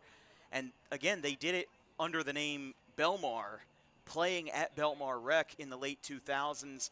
The Gartons of Vineland did it in 2017 and 18, and then our first 2 years of covering the Tri-County when I was still in high school was the Haddonfield Rough Riders, and they defeated Pitman both times. So for Pitman, they've lost 2, and now they've won 2. So for them, maybe they're even now, but playing on their home field and winning a title on their home field what a tremendous honor it is for them to be back on top. Obviously, it's a shame for Washington Township, but again, this is the battle of experience versus youth. Obviously, Washington Township has a lot of veteran players, but Pitman is almost entirely made of post-college, former professional players, and they've just every single year are so hard to beat, and that's why for 4 straight years they've been in the finals. And who knows how much longer this core will stick around of Rollins brothers and Adrian Gonzalez, Austin Lay. They're all in their late 20s or 30s, and of course, there's one thing that can defeat you as a baseball player if you lose at nothing else, and it's Father Time. And for these guys to be still playing after all these years, I interviewed Billy Rice last night after the game, and one of the things he told me when I asked him, what does it mean to play for a team like this? It means everything to them because they've been playing for decades. They've been, they've come around to different places. They've made stops in different cities and different states, but what they all know is they all come around every summer, and they all come around to play this great game together under the Pitman banner and under the leadership of Chris Rollins and Kip Bard. So that's why these guys are so successful. They probably have the best team chemistry, the best camaraderie of any team in this 11-team league. And it shows because not only does the camaraderie lead you to wins, it leads you to championships as well. Well, you mentioned Billy Rice and, of course, Chris Rollins, 2 guys that were professional baseball players. And for them, this is every bit as important as when they played professionally. And when I walked in the dugout before the game, I can say this about both teams. Everybody that I encountered had a game face on. And that speaks volumes about how important this Carter Cup is to each and every one of them. And it's incredibly important. I mean, listen, this is a league that, Bill Cohood, our friend, was counting it today. This was day 78 of the Tri-County Cup season, but it feels like it's been so much longer than that. We did our first game prior to the sectional finals this year when high school baseball was still going on, and when a lot of teams didn't have their high school players yet. So if you were a team that, let's give Washington Township a quick example. They've got a lot of high school kids, but in the regular season, they were 8-10. They were 3rd in that South Division. Vineland won the division, but they lost in the semifinals. Pitman, they were 2nd. They didn't even win their own division, but we had a 5 versus 6 matchup where the middle of the road ended up coming to the forefront here in the finals. Meanwhile, the top 2 seeds, I mean, the standings as a whole, to look at those standings, like the South Jersey Grizzlies had the number 1 seed. Mostly college players and a couple of high school guys. They were the number 1 seed, but Washington Township took care of them in 2 games. Gartons were the number 2 seed. They had a semifinal bid, and they lost to Pitman. So these 2 teams ran through the top 2 seeds, and then CHBR lost in the first round. The Rough Riders lost in the first round, and everybody else lost in the play-in. So, to be in this situation where you can look at this series and definitively say that even though Pitman is a 5 seed and Washington Township was a 6 seed, I think you can definitively say that 2 of the top 3 or 4 teams made it. Because the regular season, I'm not disparaging the regular season, but it doesn't matter as much because you have so much turnover on the rosters at the end of the regular season or at the beginning of the regular season, because we're 2 or 3 weeks into the Tri-County season before those high school seniors even walk at graduation. Yeah, there's so many things that managers have to deal with. And speaking with both of them before the game, what's the biggest challenge? Exactly what you talked about. Because not only do you have high school players playing high school ball, you have college players that sometimes their coaches put restrictions on them, but also some of the older players, they're going on family vacations, they have work. So there's a lot of games where you're literally making up the lineup right at game time. So despite the fact that they may have been the 5 and 6 seeds, again, not indicative of their talent level. When the playoffs come, typically you're going to have your best players there, and that's why you see these 2 teams who maybe during the regular season weren't necessarily looked upon as the better teams, but in all reality, when you have the full lineup, that's really the big barometer. Absolutely. We are going to take a quick break. We're going to go down to the field, get a couple of players to come up and speak with us before we wrap up, not only for the night, but for the Tri-County summer season here on Dan Wilkins Broadcasting. Big thanks to Rob Christ for coming out tonight, the longtime head coach at Gateway and Eastern High Schools, and also longtime professional commentator for NBC Sports Philadelphia and Gloucester County Educational Network. We'll be glad to be working with him in the upcoming fall season. But for now, we'll take a break. We'll be back in 5 minutes or so as we get our players. And as you can see down on the field, Mark Narducci's already talking to Billy Rice. So I'll have to wait for Mark, but we'll have a couple of guys up here in no time. Take a quick break.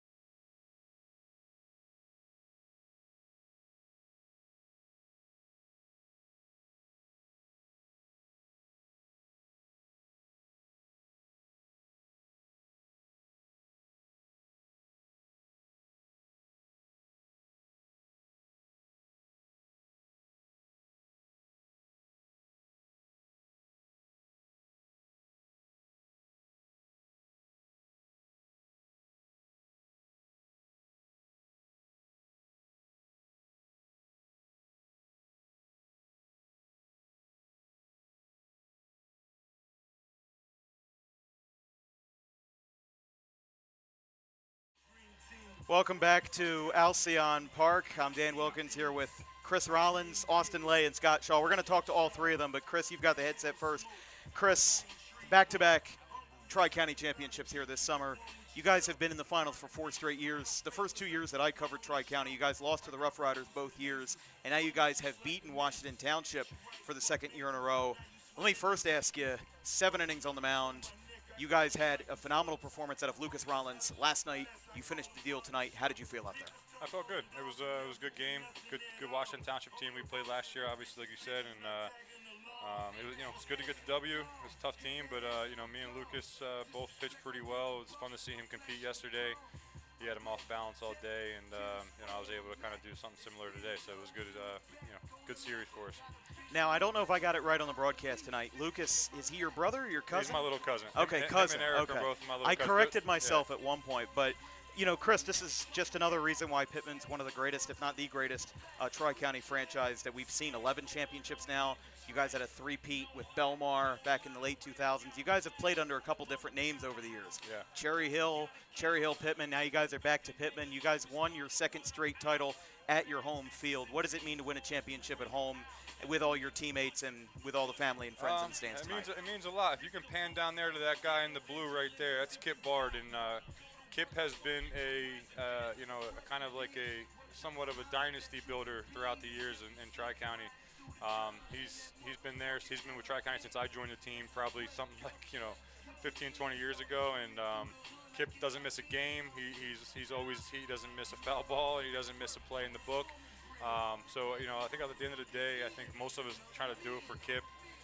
He's a great guy. He's been in the league for so long, and we all respect the crap out of him. And I think we always say, kind of do it for Kip. You know what I mean? He shows up every day, and he loves watching us compete. So it's good to see Kip win, I think, his 10th championship today in the league, or 11th championship, 12th. We do it for him, and he shows up, we show up, and we just try to compete. And Chris, this championship being your 2nd in a row, this also makes Pitman the 14th team in Tri-County's 70-year history to go back-to-back at one point or another. What does it mean for you guys to not only win one title, but win a 2nd back-to-back against the very same team who you guys call a division rival in the Southern Division? The Tri-County Summer League is so diverse in the sense that you have teams that are almost strictly made of college guys. You guys have one of the most veteran-heavy teams with former ex-pros, ex-college players, and ex-stars who still want to play the game and still want to play it at a highly competitive level. What does that mean to you to play for a team that is so unique in the sense that you have, again, guys like yourself, guys like Billy Rice that have been there in the professionals, and then you have a couple of college guys like Alex Munzenberger, Ethan Schaub. They all make a difference. What does it mean to play for a roster that diverse? It means a lot. I mean, these guys, some of them are my best friends off the field. I grew up with some of these guys. We watch each other kind of, just graduate college, then build families and stuff like that. So it's like, we're really tight off the field as well. We do a lot off the field. We hang out off the field, and we have a good veteran core, and we try to build around that. The last few years we've picked up guys like Shaw here and Jake Andry, who I think are going to be kind of the future guys who carry this dynasty throughout the years when some of us older guys stop playing. So. It means a lot. We have a great core of guys. We all love each other, and we play for each other, and nothing better. Well, Chris, I think we can say one thing. The celebration will continue tonight here in Pitman. Thank you very much. No problem. Thanks, Dan. We're going to pass it off to Austin Lay. Now, it was very hard to decide, and I'm not going to make a definitive decision as to who gets the series MVP because I felt like the offensive MVP was Mr. Lay, the defensive MVP was Mr. Rollins, but Austin, you had 2 RBIs in this series, and most importantly, you had what was the game-winning hit in Game 1. 3 straight hits in the first inning. You had an RBI single that ended up actually winning the game because it was a 1-0 performance. I'll ask you the same question that I started with Chris. Winning 2 straight after losing 2 straight, it's got to be an amazing feeling, and I think playing for a guy like Kip Bard makes it all the more special to be on this Pitman team. 100%. Kip's the best. I mean, he's here every single game. Whether it's, the heat, the rain, he's always showing up, kind of making sure that we're all kept in line. He does a great job for us. I know you went back to, losing 2 straight, stuff like that. I'm not trying to rub it in. No, you're fine. But stuff like that hurts. We feel that throughout the entire offseason. So, as soon as we're done ball, we're right back in the gym. We're right back to training. Some of us play fall ball. Some of us play, college ball and stuff like that. But, when you're coming into the season and a lot of the guys that you're playing against already have 40 innings, 50 innings against you, you need to make sure that you're ready to go game one. We do the Bridgeton every year. I don't know if we're going to do it again next year, but, we're going to make sure that we stay ready to go every single time. What do you think is something that, really has carried this team over year? Because, like we said, you guys have won back-to-back. You guys won in 2019 as well, if I'm correct.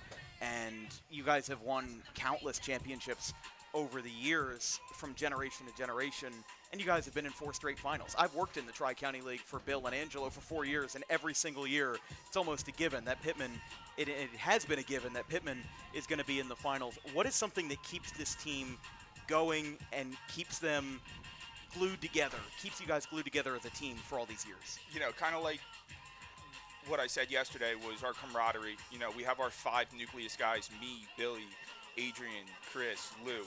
Those are the leaders. Those are the guys that everybody else looks towards to figure out what we're going to do each and every game. And, we build on top of that. We got guys like Scotty. We got guys like Jake. We got guys like Luke and Lucas and, some of our bench guys. They're the best guys around, and they genuinely love being here, whether they're getting into the game or not. So, it's one of those things where we keep everybody active throughout the year, and then once playoff times come, we're ready to go. Everybody starts 0-0 in the playoffs, and for sure. You guys had a lot of tough games in the regular season. You guys went 12-5, finished second in the division, but like we said, this was a series that was dominated by pitching. You guys put on a couple more runs tonight, but last night was a beautiful pitcher's duel between Carter Falsa and Lucas Rollins, and you had that 1 RBI in the first inning. How does it feel for you guys to be such a, I guess what I'm looking for is a team that can really play almost anything. You guys have good hitting. You guys have good pitching every year. And to have such a veteran presence of like Chris Rollins in the semifinals, he pitched 13 innings in the series on 1 day rest. Yeah. So what does that mean to you guys to have that kind of consistency where that these guys are going to show up? These guys are going to, for the most part, stay healthy, and they aren't going to flake out. They're going to show up every night, and they're going to be the best competitors that they can be. Yeah, each and every day, good, bad, or ugly, we're ready to go. Lucas has great stuff every single time he comes out. Chris has great stuff every time he comes out. This is what we expect out of everybody. They come out ready to go. We need to back them up. Defensively, offensively, we are hustling down the line. We are stealing bases. We are ready to go every single time. It's just a matter of this is what we expect. If you're going to go out there and make business decisions, we're not willing to. We're not going to have you. We need to make sure that we have the right guys here ready to go each and every week. Well, Austin, it seems like you guys have the right guys on the field. We'll let the celebration continue for you. And I know that trophy's probably hard to hold for you, so I'm going to let you go. And let's turn it over to Scott Shaw. It's a big effort to hold that trophy, especially for a couple of minutes. Thank you, Austin. As you just turn the thing over. Villanova's got a good sports media department. I'm surprised they didn't have you wear those more. No. Not too active in baseball, really. Well, that doesn't surprise me. But, Scott, it's good to have you with us.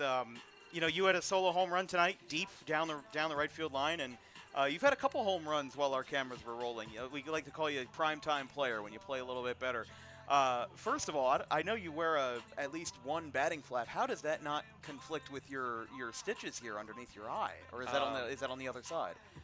No, I just gotta open it up. If I open it up and put it down, it doesn't push on it. Wow, so.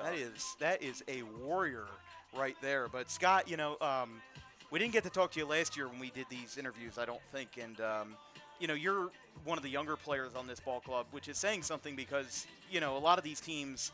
You'd be one of the older players, being a couple years out of college, obviously had a lot of time at Ryder and Villanova. Being a player that's maybe a couple of years younger than Chris Rollins or a couple of years younger than Austin Lay or Lou Alvarado for that sake, what does it mean to you to have this kind of veteran leadership on the team where again, on maybe 9 or 10 of the 11 Tri-County teams, you'd be one of the older veterans. But here, you're right around middle of the road, and you've got a lot of experience and a lot of trust from Chris Rollins and Kip Bard. What does it mean to have that trust just being a few years out of college? I mean, it's really great. I mean, these guys care more than anybody. I'm someone that wants to come out and play every day still. I can't get away from baseball, and these guys are the same way, and they're, some of them are 10 to 15 years older than me. And, they're still coming out here doing it every day, so and really winning, easy for me to do. Yeah, and winning the second straight title, obviously you spent a lot of this postseason run as a cleanup man. You spent a lot of it as well mashing some home runs and getting a lot of good swings out of it. This run has meant a lot to these players, and being able to be a successful part of the program means that you have to be available, that you have to show up every day. Does that hold any weight to you that these players, just like Austin and Chris said, and especially Austin, he said, if you're here to make business decisions and we don't want you, how do you feel about that sentiment? Yeah, I mean, you gotta wanna be here, right? Right. We don't want guys that don't want to play. We don't want you when it's always convenient for you. Like, oh, I got nothing going on. Like, I'll play tonight. Be like, you want this to be the first priority. Figure out how I can get there. If you have other things to do, you have other things to do. You can't always make it. That's fine. It's a men's league at the end of the day. But we all care. We all love coming out and competing. We all want to come out and win. So obviously we care a lot. So we want it to be priority for guys. And one more for you, Scott. Obviously your home run started the scoring. It got everything going, and it helped set up an inning later, the 3-run rally that put Pitman ahead for good. What does this title mean to you, to this team, to win back-to-back? I don't remember if you were on the 2023 or 2024 teams. I was on our first. This is my third year. 24. I was there. Okay. I was there. So for you the were here for the second Rapids. loss and then the first 2 wins. So you have you see this series through a little bit of a different lens than the other players who have been here all 4 years. But still, what does this second title mean to you, and how important is this to you guys and the team? The older guys, Chris, Austin, Billy, Lou, as players, they haven't won back-to-back. So, for us to come out and get something back-to-back and be, a contributing part to that is really special to get that for those guys. So it was really cool. It just feels really good. Yeah, it's a good feeling, and like I said to Chris and like I said to Austin, the celebration will continue, and the celebration will continue for a little while. Can we get one more look at that trophy, young man? We want to show it one more time before we head off the air tonight. Oh, my goodness. I think it's backwards. Is it backwards? Yeah. All right, well, let's have a careful hand on this, as the 2026 Carter Cup champions are the Pitman Bad Guys. See, I don't think they've engraved it yet, but maybe they will soon. We'll get that taken care of. Kip's name on there. Yeah, got to get it somewhere. Got to get it nice and big on there. Scott, thank you very much. Make sure you hang on to that trophy, young man. It's a very valuable trophy. All right, thanks, Dan. But thank you, Scott. That'll be all for us tonight on Dan Wilkins Broadcasting. Thank you to everybody who has supported us during this summer season, and of course we'll let you get your celebrations continued as well. But no, another great summer season, and really just a great Tri-County season as always. This is our 4th year doing it now, and we've seen a lot of changes over the years. When I first started doing Tri-County baseball, I was a junior in high school, and I didn't really have a lot of experience. We were doing those Pitman games from out in right center field. I can actually see the bench where I would sit down when I forgot to bring my chair for the day. A lot can change in 4 years, and I'm very appreciative of Bill Kohut, Angelo Marciano, all of the clubs and managers that have supported us over the years, and all the players and viewers that have supported us over the years as well. The Tri-County has turned into a staple of Dan Wilkins Broadcasting. We cover that during the summer, and then it gives us maybe 1 or 2 weeks off before high school football starts. And I've been very appreciative of that over the years, to get better camaraderie with South Jersey media members like Mark Narducci, who comes here every year for the Carter Cup. Obviously, the finale to the Carter Cup wasn't the same as it was last year. There was no walk-off home run to be had, but I still think that this is a great league to be a part of, and I think that if you're a player who's a 2027 high school grad, I'd come here during the summer. It's a very loose league. It's something that a lot of people love to enjoy, and you saw that in the interviews right there. We interviewed a variety of players. Chris Rollins, nearing 40 years old, he's still a workhorse, and he still comes out every night and will pitch however long he needs to and however in any way that he needs to. And Austin Lay, a veteran of Gwynedd Mercy and, a great power hitter on this team, finished the summer with something like a .390 batting average. And then Scott Shaw, the power hitter, a little bit younger, graduate in 2022 or 2023 of Villanova, got that COVID fifth year.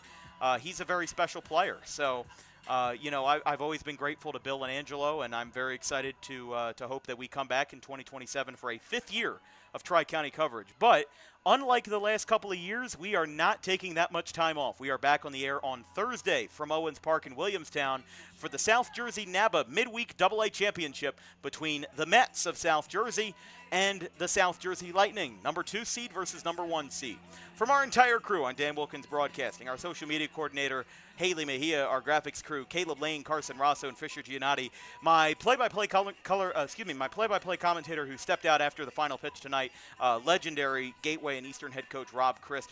Huge thanks to having him on tonight. He brings so much experience to the table, and I'm able to learn so much from him. I'm Dan Wilkins. Have a great rest of your summer. For those that are in school, I hope that you have a good back to school, and we'll see you on Thursday for the Mets and the Lightning in the Midweek Championship from Williamstown. Have a good one, folks.